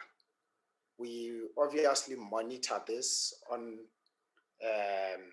24-hour, 7 days a week, 365. We've got people who are looking at this. We have got tools that are surveying the infrastructure on cyber security. So this is what is very key. For an example, on the HPC systems only, because these are systems where the hackers are interested in, because once you can be able to take over an HPC system, besides just the data that is sitting there, you have got very powerful processing capability that you can do a lot of harm in the world. So hence there are points of interest. So we have never, amid all these thousands per day of attempts that are coming, that we document and we can see where they originate from, there has never been a successful penetration. So this is because of our vigilance and our design of the security system around these systems. And we obviously look at this on continuous basis because we know these threats are always evolving. So one has to always stay abreast. So for an example, also in our network, for the South African National Research Network that support all the institutions in the country. So all the universities, And as you have seen now, we going to be supporting the TVET colleges, and we also connect some of the research councils. Let me say most of the research councils are connected through this. So what we have got what we call the Cybersecurity Incident Response Team, in short, CSAT. This team, its work is to continuously look at the vulnerabilities, and we assess the profile of data that is moving across. Obviously here we are looking at volumes. Immediately when we see some unexplained type of increase in a volume to a specific site, we pay attention to that and see what causes that. So we already have got triggers in our system that shows us that there is an unusual increase of data flowing at a specific site, and we zoom in and we can be able to see what sort of a threat is trying to get there. And we advise the various institutions of the potential threat, and we work together with them on that. So these are some of the systems that we put in place. And today we also have got, because of this are evolving, we also have got the research programs that we put in that are specifically looking at cybersecurity. Like we started through our e-research programs that we want to develop some technologies locally. We have got a program that we are running under our e-research program with Tshwane University of Technology in collaboration with the CSIR. And through this, we are going to be looking at ensuring that we use things like now AI, artificial intelligence, and machine learning to be able to fast track this identification of threats. So these are some of the things that we do. And in Dr. Adams' presentation, you would have seen that we have got what we call the cybersecurity challenge. So one of the things that we're also considering in this is to look at the training personnel across the country. And the best way to do that is to work together with universities so that we have got trained personnel in there. So that program on cybersecurity challenge is also making sure that we have got workforce in the future. And hence we looking at undergraduate students so that we can get them at that age so that they understand the real complexities of cybersecurity combat. Lastly, I can say here that we also support some of the beneficiaries which are not within the research, development, and innovation. For an example, when city of Johannesburg was attacked, we have got our team that is working with them, and we currently now have got support of that the team at City of Johannesburg, and one of our network engineers is placed with the City of Johannesburg. So there are some of entities that work with us. So I would say, in short, this is where we are, and I can just provide that confidence to the committee that this is an area that we are constantly working on, and you can never say I am secured enough. So you always have to be alert, and this is what we do. But fortunately, to date, we have never been at risk. Thank you.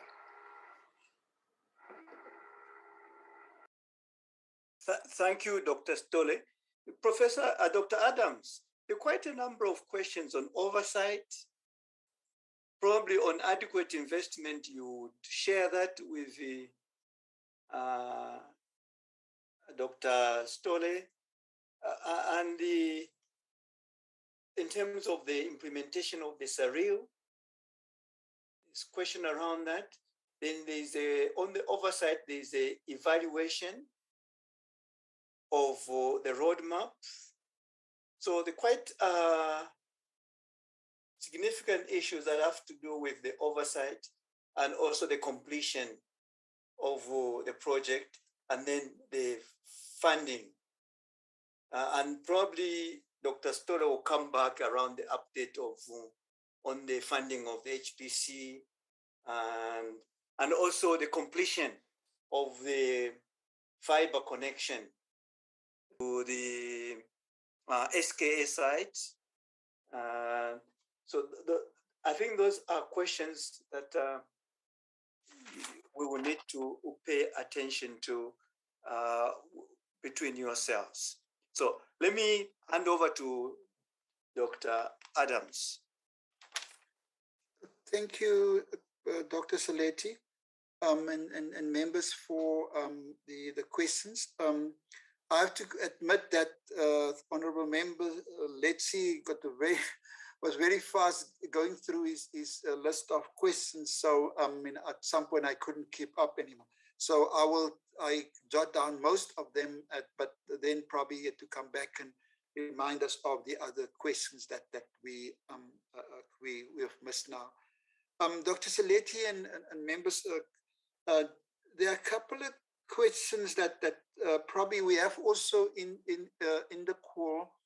DDG Patel, which is from Sector Innovation, which also plays in the space of the ICT and specifically within the sector where these things are happening, because we have our disclaimer on these presentations is that it plays predominantly in the research and development space with then applications with relevant and impactful applications of that. So Dr. Saletti, I'm not sure if DDG Patel took notes on some of these things, but he probably can also make a contribution to security, the cyber security, and the work that his program is doing that, since they responsible for the ICT roadmap, which is particular now speaking into the sector rollout of ICT from our department perspective. And then also the emphasis on technology, and I assume the question was around technology localization, with particular reference to the district development model. And that's again also work that's led by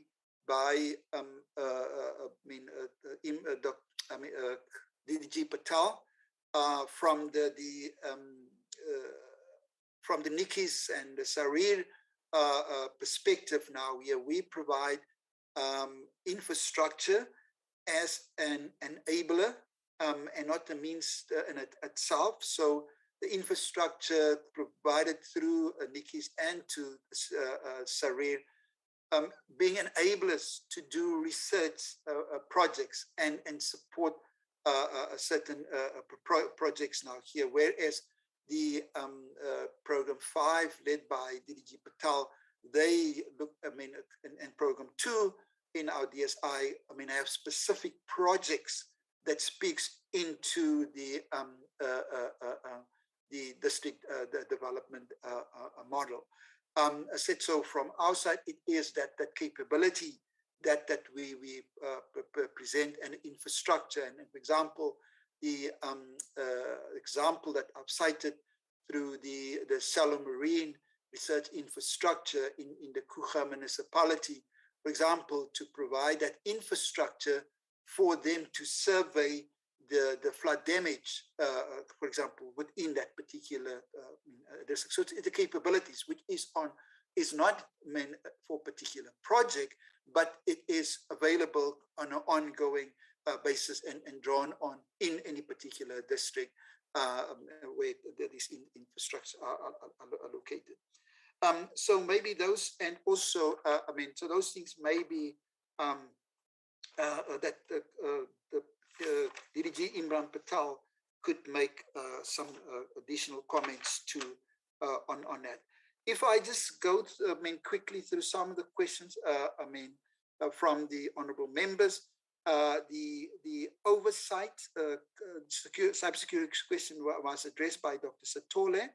I think with direct reference to the securing the research infrastructure or the research network, SARIR and so forth, and its transmission into the other systems. The oversight question now, and I assume the question was around the research infrastructures and also for NICIS. We have, in my mind, three different layers of oversight, both from the at the highest level, the department that provides funding and policy oversight and regulation of the infrastructures. Then you have the institution where these infrastructures are located from a judiciary perspective, and the executive boards and the internal management structures providing oversight and accountability for that. Then you have the, since they being national infrastructures, we have each of these infrastructures have, and also NICIS included, have what steering committees that has also representation from a broad stakeholders in order to preserve that national character and make sure that not the institution makes the decisions in round of it, around the deployment of the infrastructures, but the interest from all the necessary stakeholders and players within that particular sector or in reference to that infrastructure are well, preserved. So we have the steering structures, which are not necessarily just being symbolic structures, but really help with the strategic steering and direction and guidance of this, and even looking, approving the business plans and make recommendations to the management of the institutions and to the DSI.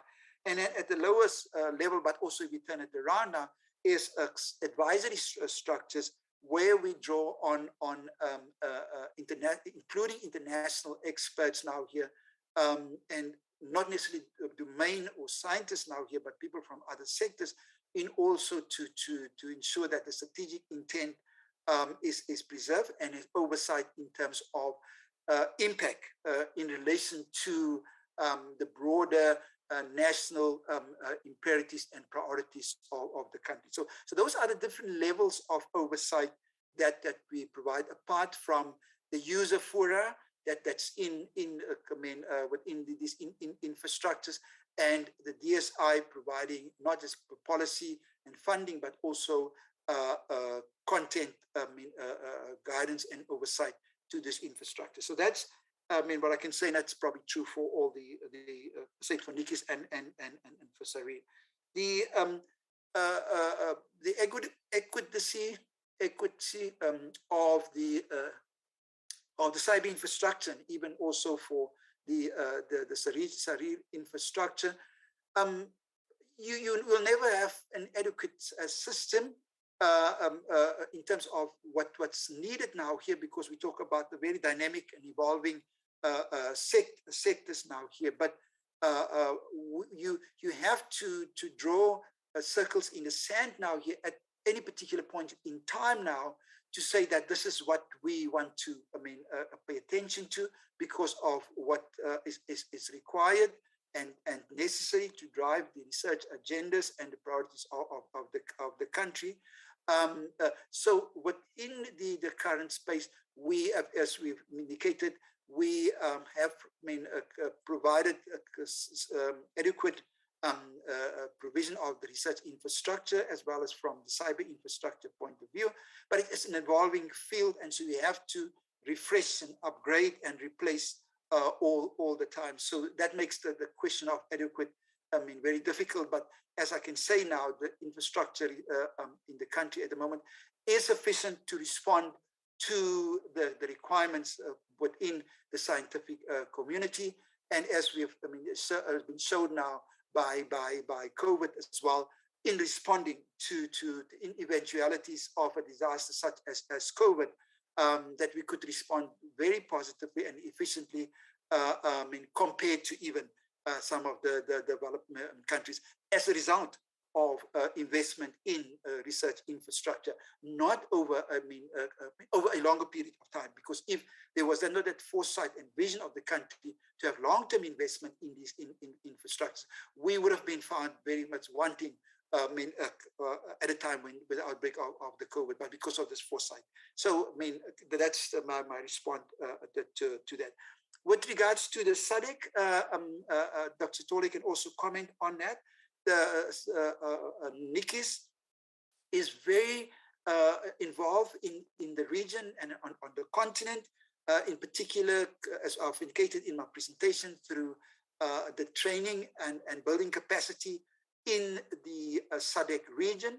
There is a SADC cyber infrastructure strategy that was being developed with all the partners, and it's enjoying support at the highest level through the SADC, through the ministers. There's significant training. We have now partnered with the industry companies to redeploy or repurpose and redeploy computer HPC systems in some of this country, in particular the SKA partner countries, to build capacity in high-performance computing, as well as in data management and data storage and data skills in this country. So very active in this. The SARIR to a less extent, because it's very sort of regional specific, but the projects that lend themselves to international collaboration are already in strong partnership with the countries around South Africa. So I will probably or commented on already on the emphasis on localization, and in particular regard to the district model, and as well as the economic recovery and reconstruction plan led by DCDT. We also make significant impact and contributions to that in terms of building capacity in NICIS, as well as the other emerging technologies. The question on the impact on of the COVID, the question on the impact of COVID on the plans. We don't want to blame COVID for challenges that arose, but COVID has since we in the space of research and where people had to do lab work, had to do go out on field trips and so forth. Now, with the restrictions, yes, it had impact on the mobility of our researchers, but critical labs had remained open during that, and it used skeleton staff. The main challenges around the COVID restrictions and so forth, being the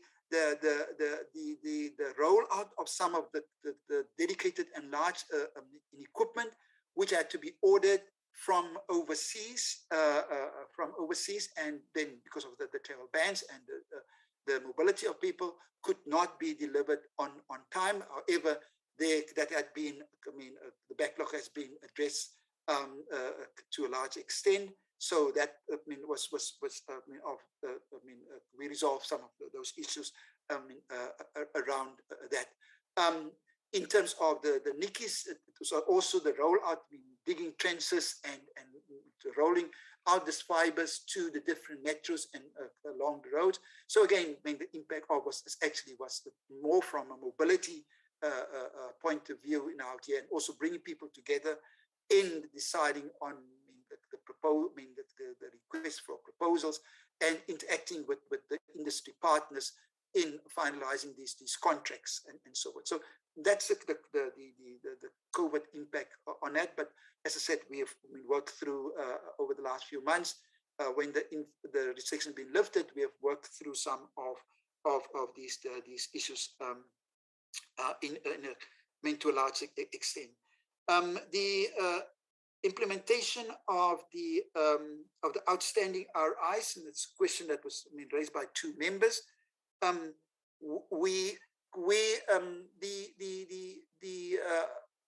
the rollout of the RIs as per the original schedule now that we had now here was mainly impeded by or constrained by the readiness of the final proposals by these RIs, because as as I explained, it was a two-stage process. Initially getting the RIs on the roadmap through a very short proposal, ticking those boxes in terms of the criteria met, and then, but that didn't guarantee the fact that a roadmap is on the RIs on the roadmap didn't guarantee that automatic funding and implementation of that. The next step was to present or to develop a very comprehensive research proposal in terms of funding and the business model, the governance structures, and things like that. And that was then subject to a steering evaluation, structure evaluation, or evaluation panel evaluations now here. And that was some of the bigger constraints now in terms of the ready, because it required very broad-based and intensive and comprehensive consultations across the entire country in order to make sure that it's carrying the blessing and the inputs of everybody of interest within that particular RI. So that was the constraint, the limiting factor in the delays of the rollout of some of these RIs. The RI around solar and nanotechnology and materials, in particular the solar one, is a very complex field. And therefore we deliberately, when we put this, developed the schedule, put those ones at the end, because we knew that it's going to cause, require a lot of interaction and background work. For example, the solar, we had we also, and the nano, people had to undertake international trips to see how these infrastructures are in operation in overseas countries, so that we can then lessons learned and best practices adopt from that in order to develop our proposals and do intense feasibility and engineering studies. So these are the things that we need to put in place, or in order to arrive at the final point that we can sign off the implementation of that. So the two outstanding projects are still in that process, the solar and the materials characterization. What we've now finalized this year was the nano micro manufacturing RI, which has to do with developing technologies and devices in the area of printed electronics and lateral flow devices in the space of health and so forth, and sensors, both electrochemical as well as biosensors for different applications in health and environment and so forth. And the other one was on the South African Polar Research Institute, really to exploit South Africa's presence in the Arctic and Southern Oceans region, in terms of making sure that we preserve our presence there, as well as understanding the environment within that region, and then develop again of impactful devices and technologies that can operate in those extreme conditions now here, but to be in a fine application in the terrestrial or on land environments. So we have two, the 9 that was in full operation 2 for this year, the polar as well as the nano and micro manufacturing. That brings us to 11, and the two outstanding ones being the materials as well as the solar research infrastructure. The review, the roadmap just refers to some review, a regular review. We have we've now just completed the process and got EXCO approval for the first review of the 7 RIs that was established in 2016.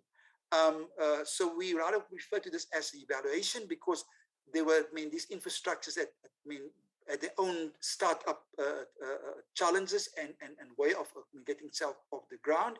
And given the fact that it's new ground that we're breaking, so we don't want to do a full review of this project, but a 5-year evaluation in order to probe and evaluate the methods of implementation that was being used,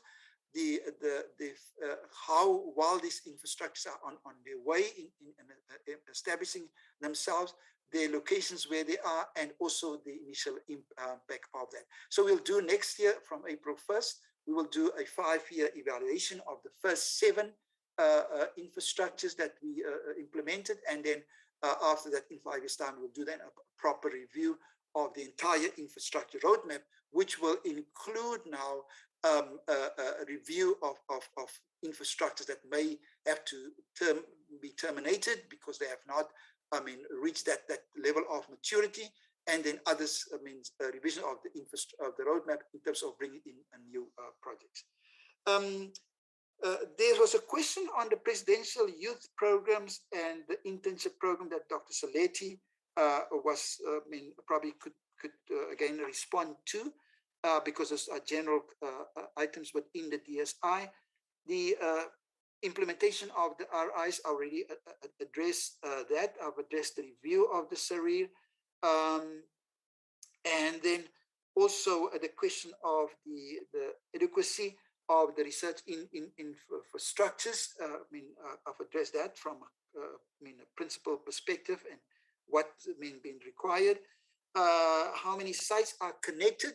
Dr. Sitole can also again probably pick up on that one, but we had initially that as an indicator of the success of the SANREN in terms of number of sites connected. But members will appreciate that, and as I said also in my presentation now here, there's constant refresh and upgrades and replacement in terms of technology that, in order to make sure that these infrastructures are competitive. And therefore, we reckon that counting the number of sites was not a good indicator, because we have to replace all the time. And so we rather talk now of the total bandwidth capacity that's available for these for the institutions across the country now here.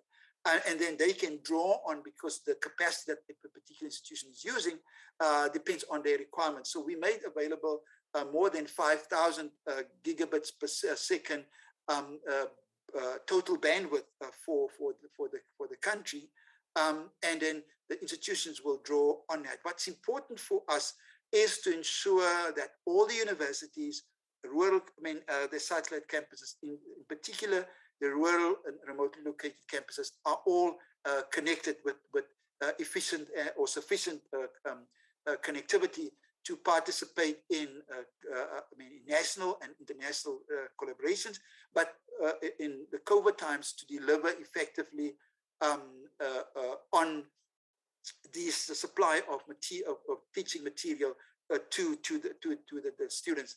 And this again will boil down to a partnership with the Department of Higher Education and Training, because the challenge is that NICIS, or through SANREN, provides very efficient connectivity to the doorsteps of these institutions. But the success of deployment and uptake of this bandwidth now here depends also on the on-campus infrastructure.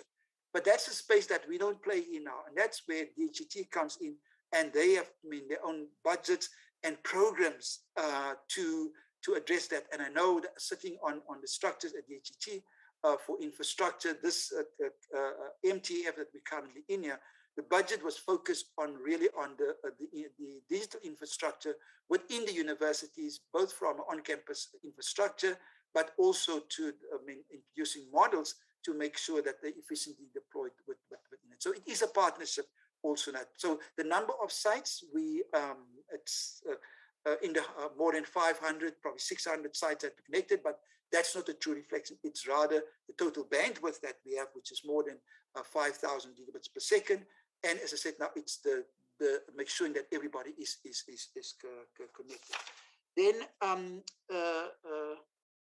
the big data strategy being published, where the minister has approved that. We're in the process of now just doing the cosmetics arrangements around it to make sure it's a nice document. And it's already out in the public space. It's just now to get it a nice glossy document that we can print and make it available. I mean, the document in itself is already available to the entire South African community, since it has been approved by the minister. The plans of NICIS, long-term plans, we have indicated the requirements in terms of HPC capability that we want to achieve, moving from the 4 to the 10 or petaflops systems now here. But Dr. Tole can say probably a word on that as well as the Beaufort connectivity, and then also the progress on the data storage, around the 40 petabytes. The uptake of the HPC in the country, and again, Dr. Stolle can probably give more information on that, but the operating model of the CHPC is that 30% of the capacity or capabilities is made available to industry. And there's a long list of industry partners that's already took up that opportunity and using the platform in infusing HPC into their systems. But it's the bigger companies, again, the ones who can afford to pay for processing time. The challenge is really to bring the SMMEs, which is the backbone of the country in terms of driving the economy, is to really bring them on par. And that's actually the area where there's very little knowledge and understanding of the impact and the benefits of HPC and big data and so forth. And therefore, there's no, the big challenge is really to work with these SMMEs. And Dr. Tole, again, started that process and with the small and medium enterprise companies in bringing awareness initially to that, and then that probably translate that into uptake. But it is not to the level that we want it to be, in particular in the SMME sector. In the larger companies, yes, there's a sufficient uptake of that and use of that as well. Then the building of the ICT in companies, I think that what I've just said now here is, is in relation to that, the uptake of the ICT in that particular space. The question on what does the current investment of these infrastructures, honorable members, I tried to illustrate through the presentation, and that's why it was not just a focus on the scientific outputs now here, but in some way also demonstrate the impact of these infrastructures. And as I said, for example, if you take the distributed Omics platform, if it was not for the infrastructure that we invested now here, South Africa would not be the first country to isolate the Omicron variant. So that was an investment in a research infrastructure that enabled the country to make that isolation. And in my opinion now, that translated in terms of what does it mean for the person in the street is to know now there's a new variant, and for the country to bring or to put in place new protocols and vaccines, look at the vaccines efficacy on that. And at the end of that is really saving lives. In that particular application. So it is an application, yes, in a very sophisticated science infrastructure, but the impact of that is really at the high level in saving lives. The same is that, and this is not directly the others, as I said now, the other infrastructures, the language is really for people to understand, and the virus and understand the terminologies through that by translating all the terms or the COVID terms into that. Because imagine now you go to the doctor and the doctor can't exactly explain to you what is wrong with you now here. And so an investment in infrastructure for science, yes, but then translating into language technologies, which can then have impact. And so I can probably carry on. And as I said now, from the NICIS side, now processing the vaccination certificates. Imagine now you want to travel overseas and you struggle to get your vaccine certificate, or just move around, or where you have to show that now here.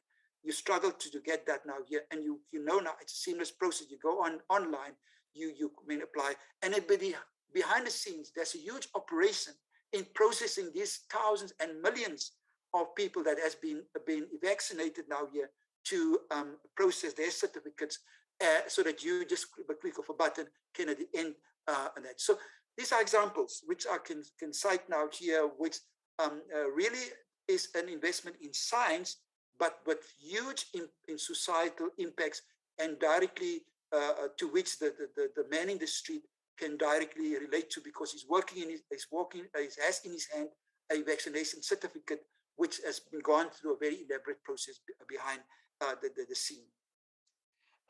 Then will funding improve the work in this sector?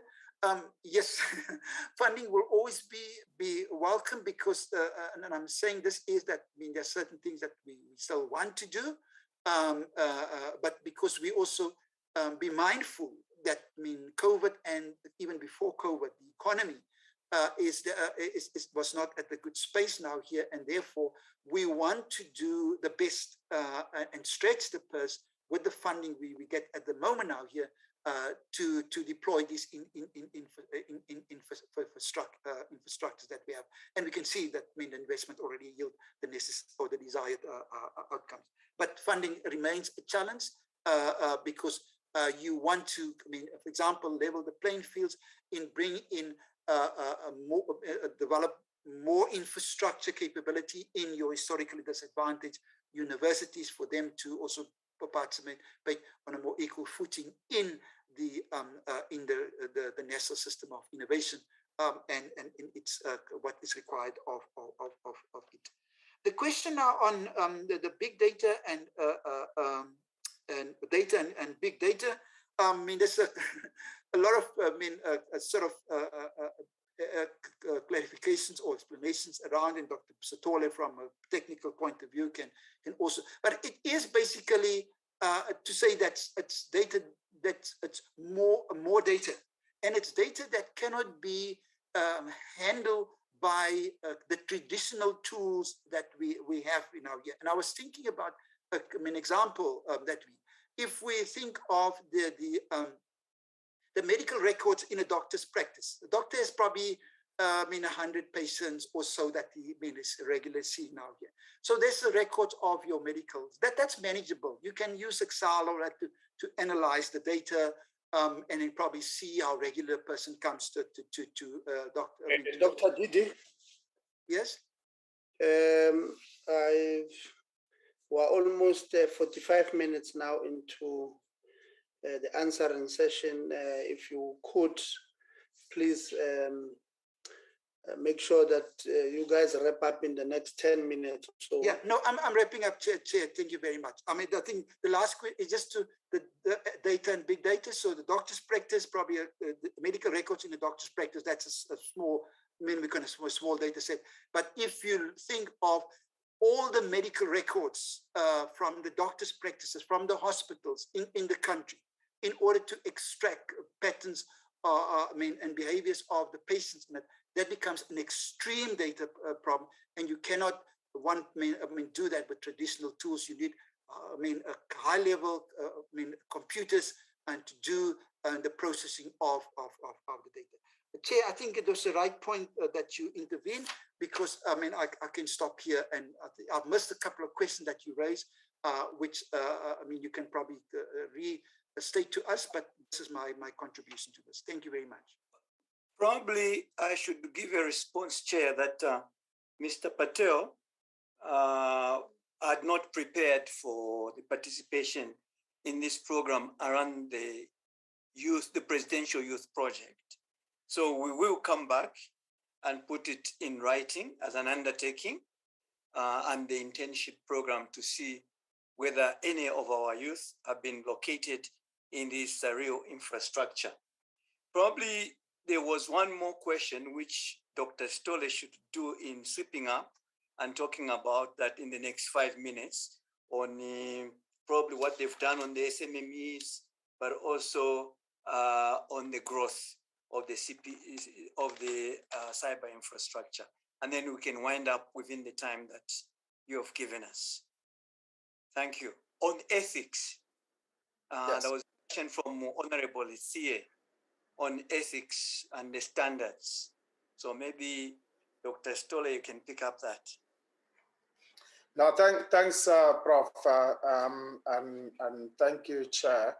I will just go and provide just a quick overview on this, but of course we can be able to provide comprehensive response to these questions. And I'd like to also indicate that we will welcome the visit of the Parliamentary Committee when it allows at our site in Rosebank in Cape Town, when we are there, and we can really give you more details of some of the programs happening there, especially on the question when it comes to what is the impact, because it will be good to look at what sort of problems that a scientific committee are solving with this infrastructure, so that one can be able to appreciate more on where's their contribution in the society. Just on the SADC part, quickly, Dr. Adams has already indicated the ministerial committee that has signed up to this. And besides infrastructure, what we're also looking at is the programs on climate modeling or climate change approach for SADC region. And this is to develop a regional model on this. So at the moment, all the SADC countries use the forecasting models coming from various countries. We in South Africa here, we use a unified model coming from the UK. And the grand plan here is to develop the regional model that we develop. Plans are already ahead. People are being trained in the SADC region, all the Met offices, and we are busy now recoding and developing a model that should be for SADC. And I think how did COVID impact us? Largely in this case is that more work was provided because cyber infrastructure was very active. As you saw with the National Command Center, the getting of the information there, immediately during the national lockdown, we had to get the infrastructure fully engaged, but not just about the data analytics, also coming up with therapeutic solutions. We had many of our researchers who are involved in this area. But the other part is also on the delivery of equipment. And I think this is very important for the portfolio committee to realize, because this has been a global impact on the processing capabilities or processing chips, which are mainly from a factory in Taiwan and providing the whole world with the processing chips. And today you will realize it might take you 6 months just to get a laptop. So you could imagine how long it will take for a server.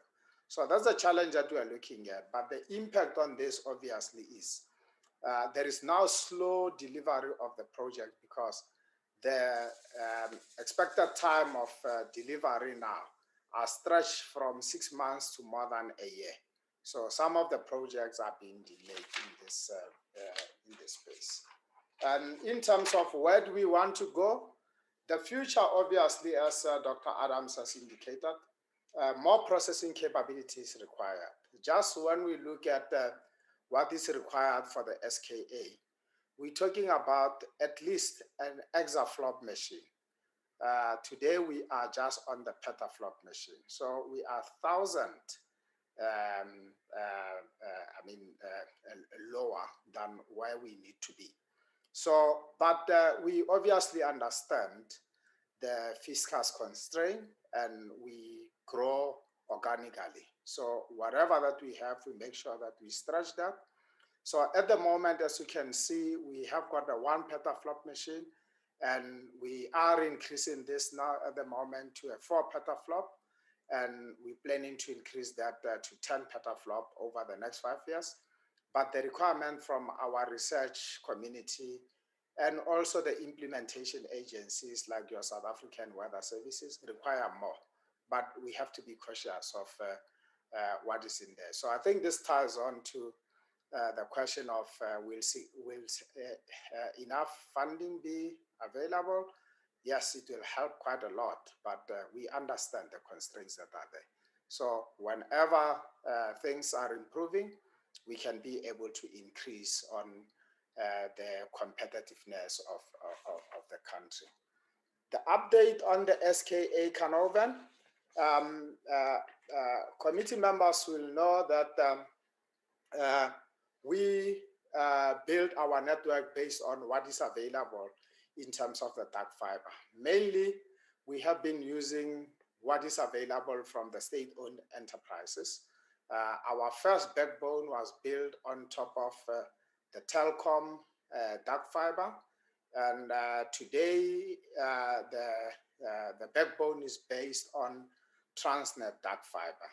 And obviously, with this, there are some areas where trains don't move, so there's no fiber there.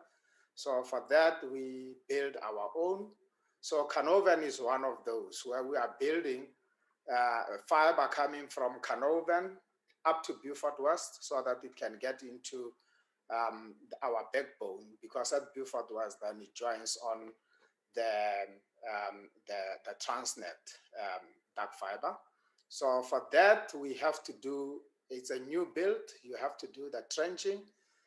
We experienced a number of challenges there, and I think the honorable members will appreciate that when you traverse that area, besides the terrain itself, where sometimes we get things like Molteno Pass, where you have to look at how do you run fiber through that, which was a complicated engineering. It comes on also on other things, which are the politics. And I think honorable members can help us when these things are debated. Like when we move across the trenching, regulations changes when we get into the Western Cape as opposed to the Northern Cape.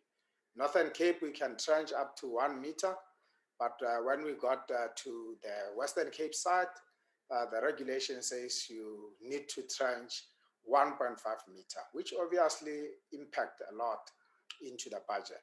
And we have been dealing with those challenges, but we think that we will be on course. It is very important that we have got that investment that is under DSI, and SARIR, because once you've got dark fiber on your side, then you can be able to increase that capacity. At the moment, we can run 100 gig around there, but because it's dark fiber, once the switching technology changes, we can be able to increase that, and we can get multiple of 100. So it will be good investment looking at what is coming from Canoven. And I think with the DRISA 40 petabytes, I can also indicate that we are in a process, we're finalizing on that, and we think that by the end of this financial year, that would have been implemented. I think in terms of implementation of the policies and the issue of what is big data. Maybe to take honorable members, when we thought about this was to say on the cyber infrastructure, once we give people processing capability, data will be generated. And if we are not proactive in looking at how that data is going to be managed, we are going to be in trouble. So when we started off with this program, we started first we said it is a very large database. And we realized when we say it's very large database, VLDB, then we are excluding a lot of data, which is very important. So we changed the name, and hence the name now is called Data Intensive Research Initiative of South Africa. And data intensive, it means any critical data which is needed for decision making, no matter how small or how big, it needs to be preserved properly. So the issue of big data talks about all this data, but what it actually brings in is that how do you manipulate the data? How do you come up with information to be able to enable decision making? So it is that process that defines the whole thing about big data. So the whole plans, that comprehensive plan. So we have got small data, we have got large data. Now with the National Policy Data Observatory, the NPDO, you can see that there's various amount of data that is being handled there. But it gives a country more opportunities to be able to make decisions in whatever we do because of that. So I hope that explains that part, and with the process on where we are, Dr. Adams has already addressed that. And I did say, in terms of the HPC, in terms of the HPC systems, we have already a lot of projects that we are dealing with, and we can expand on that information to honorable members. Thank you very much, and thank you, Prof. Seleti. Thank you very much. I hand over to you, Honorable Esie. Thank you very much for giving us a bit of time. Thank you very much, Dr. Seleti. Thank you very much, Dr. Didi and Dr. Happy Stole. Thank you very much for the comprehensive answers, and to those questions you did not hear, I think you will liaise with the committee secretary, Anele and Shanaz. They will send them to you, and please also give us the consolidated answers in writing to those you could not answer. We will really appreciate it that much. I think then that brings us to the end of this part of the session of our meeting. We will therefore excuse our colleagues from the department whilst we move to the second part of our meeting. But before we release you, like to, this is the last time we meet with you this year. We will see you next year. Please take care of yourselves in the department and the entities there. The Omicron variant and the virus itself is spreading like wildfire, especially there in Gauteng and other parts of South Africa. So please take care of yourself. Don't forget to follow, the normal processes of keeping yourself safe, having your mask on all the time, and the departments that we don't want stories, man. We want to see you guys all back in one piece. Don't drink and drive safe. Keep yourselves safe this festive. If you consume, don't consume much. Stay at home, and let's make sure you help us in keeping this virus contained. Let's make sure that we go and vaccinate. We encourage our family and friends to do so as well, so that we reach the population immunity that we're targeting, or the Department of Health is targeting. Thank you very much, Department. We will now release you guys. If you still want to stay on, you can stay on, but we're releasing you as we are now going to the other part of our meeting, where we're going to adopt the minutes and the CGE report. The minutes, honorable members, that we are supposed to go through now as the minute of the 24th and the 26th of November, the 1st and the 3rd of December, and the CGE report. So we'll start with the minutes of the 24th of November.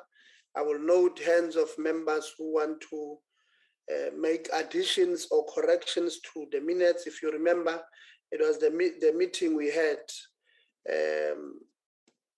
on the 24th of November. It was the briefing we had by the Department of Science and Innovation on its annual report on women empowerment and gender equality, briefing by Department of Higher Education and Training on the implementation of the National Strategic Plan on Gender-Based Violence and Femicide, briefing by the Commission of Gender Equality on follow-up hearings on gender transformation at tertiary institutions in 2019-2020, and the briefing of the South African Union of Students, SAUS, and South African Technical and Vocational Education and Training Students Association, SADVETA, on GBV. So members, I am now going to note hands of members who would like to make additions to the draft minutes. So I don't see hands at this stage. So it means members are okay. Okay, we have Honorable Mananiso. Honorable Mananiso, please go ahead.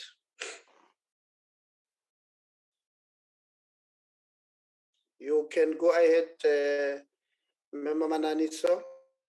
Thank you, Chair. Oh, this thing of network is dealing with us. I was saying I have, from my side, I just want to adopt the minutes as a true reflection of the meeting. There's nothing to omit. There is nothing to omit from Honorable Mananiso or add, and therefore she moves for the adoption of the minutes of the 24th. Can I get a second, Ma'am Sbia? Thanks, Chairperson. I'm seconding the minutes of the 24th of November. Thanks, Chair. Thank you very much, Ma'am Sbia. If you can just close your video when you speak, because it affected your bandwidth, but Ma'am Sbia has moved for the secondment of the minutes. Can I see if there's anyone who wants to, not agree with this? Obviously going once, twice. Honorable Boshoff, nothing. Okay, gone. And then we move to the second set of the minutes. Second set, which is the 26th of November. If you remember, members, this was a meeting between ourselves and DSI. Obviously, the Deputy Minister Manamela was leading that delegation, and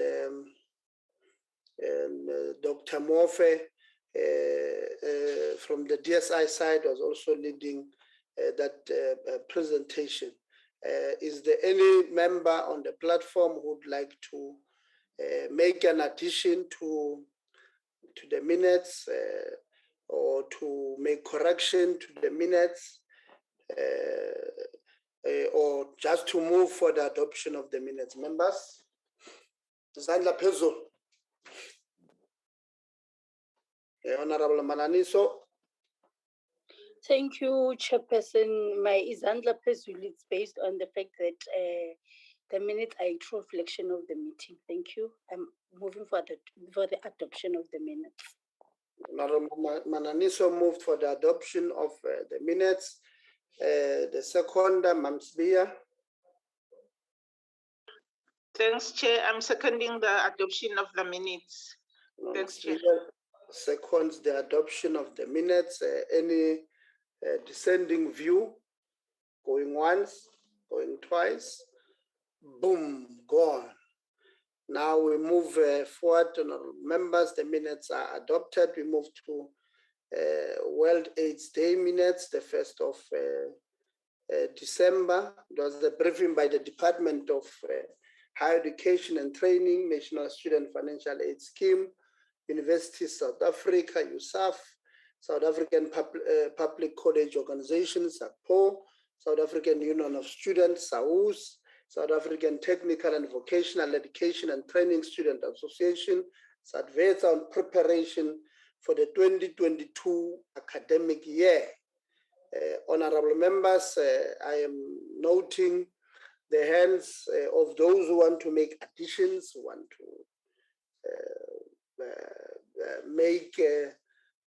to do anything or adoption of the minutes. Let's move, members. Mamsbia. Thanks, Chair. I'm adopting the minutes of the 1st December 2021. Thanks, Chair. Mamsbia moves for the adoption of the minutes. Mama Naniso. Thank you, Chair. Let me second the minutes as a true reflection of the meeting, and as well thank the supporting staff for their consistency in terms of recording the minutes. Thank you. Thank you very much. The minutes of the 1st of December have thus been adopted and seconded. No dissenting views, going once, going twice, gone. Minutes are therefore adopted. We move to the 3rd of December 2021. It was the briefing by South African Police on police involvement during the student protest. Briefing by Safety and Security Sector Education and Training Authority, SASETA, on skills development programs dedicated to the police and private security personnel. Briefing by the Department of Higher Education and Training, Private Security Industry, Regulatory Authority, SARIR, University South Africa, USAF, SAPO, SAUS, and SADVESA on involvement of students in student protests. You'll remember this was last week, Friday. The meeting took very long. Honorable members, any one who wants to make an addition to the minutes, omission to the minutes, are we satisfied with what you resolved on, honorable members? It looks like you are. Can we get hands of those who are moving for the adoption of the minutes?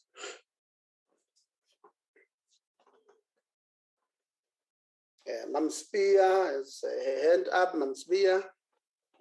Okay, Chair, I'm adopting the minutes and it is a true reflection. Thanks, Chair. Ngiyakhumbula watshilile nabantwana ukuthi bangadli imali ye-NSFAS bayoyidakwa lapha. So the minutes are a true reflection according to Mamsbia. Honorable Mananiso. Thank you, Chair. Well crafted. I second the minutes. Thank you. Naniso moves for the adoption, the secondment of the adoption. Anyone with the differing views? Going once, gone. And now we move to the CGE report. This is the report. Hold on. Yeah, this is the report, the draft report of the Portfolio Committee on Higher Education, Science and Innovation on the consideration of the Commission of Gender Equality report on follow-up hearings on gender transformation at tertiary institutions. It's a 9-page report. I'm hoping that I'm not moving too fast, but I think members would have had an opportunity to look at the report before. So anyone with addition to make, omissions that were made, subtraction that they want to make on the report, can I note the hands of those who want to do so? Honorable Manani, so your hand is up. I'm not sure if you are moving or you are making omissions. Thank you, Chair. I'm moving for the adoption. No omissions. They are in order. All in order, according to Honorable Mananiso. Do we still have other members or are just, let me just check if members are here. Honorable Tamba, are you there? We're here, sir. Thank you. Honorable Boshoff? Here I'm listening. I'm just in a noisy place. No problem, Honorable Makesi. Honorable Makesi might be having a network problem. Honorable King? Yeah, my dear. Thank you very much. Honorable Mahlatsi. She did indicate she has a very bad network problem, and that is why I'm chairing this part. Honorable Liabo. Honorable Liabo's mic is now open, but we can't hear sound. It might have been a very bad, maybe Honorable Liabo has been answering, so we can't hear. Honorable Mkacho, I know you are not well, but are we together? No, thank you. Thank you very much. She has indicated to me that we're together. So the CGE report proposal from Honorable NICIS is that we move for the adoption of the report. Honorable Speaker, I see your hand is up. And thanks, Chairperson. I'm seconding the adoption of the report. Thanks. Anyone with differing views on the report? Going once, gone, and therefore the report is thus agreed to. Colleagues, this brings us to the end of our meeting. On behalf of the chairperson, who unfortunately is not well today, and on behalf of the whip who was elected to chair today, who has a problem of network, I think generally this might be divine intervention, that in our last meeting, was maybe it was God who wanted me to chair this last meeting, because you see, if you realize that there were a lot of, the chair got sick, the whip did not have network, and all of that. So I think it's divine intervention. On a lighter note, colleagues, but I think it gives me a great honor on behalf of the chairperson of the committee that I wish you well during the festive season. Just like I said to our colleagues in the department, I wish you guys the best of the festive season. Please keep safe. We may come from different political parties. Yes, Anela, I will maybe let me identify you first, Anela, before I move with my 1 minute closing. Thanks, Anela. No, my apologies, Chair. I just wrote in the platform that we will have our last meeting this Friday, Chair, in the morning, just before the House starts, just to deal with the draft preliminary report of the inquiry. So I just wanted you, Chair, to remind members about that. Oh, I know you're affecting my closing. Okay. No, I just saw that now. Thank you very much, Mr. Kabingesi. Colleagues, it's no longer divine intervention. The chair, I'm sure, will be fine on Friday, and she will chair our last meeting of the year.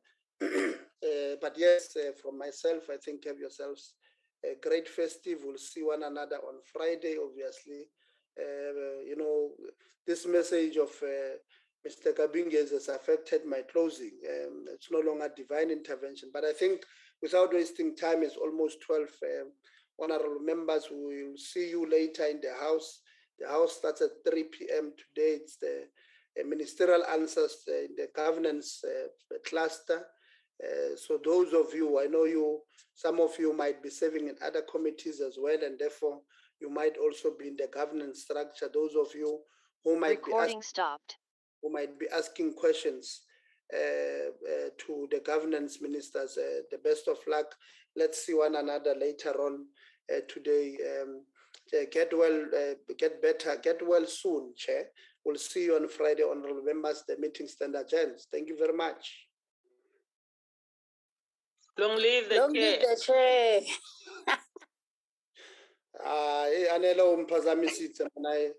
No, thank you, Honorable. No, you affected my closing. Many meetings. Yeah. What are you saying, Honorable Boshoff? No, I say, may the chair many more meetings. No. We have capable, here we're led by capable young women. So we strongly believe in the leadership of women in Boko.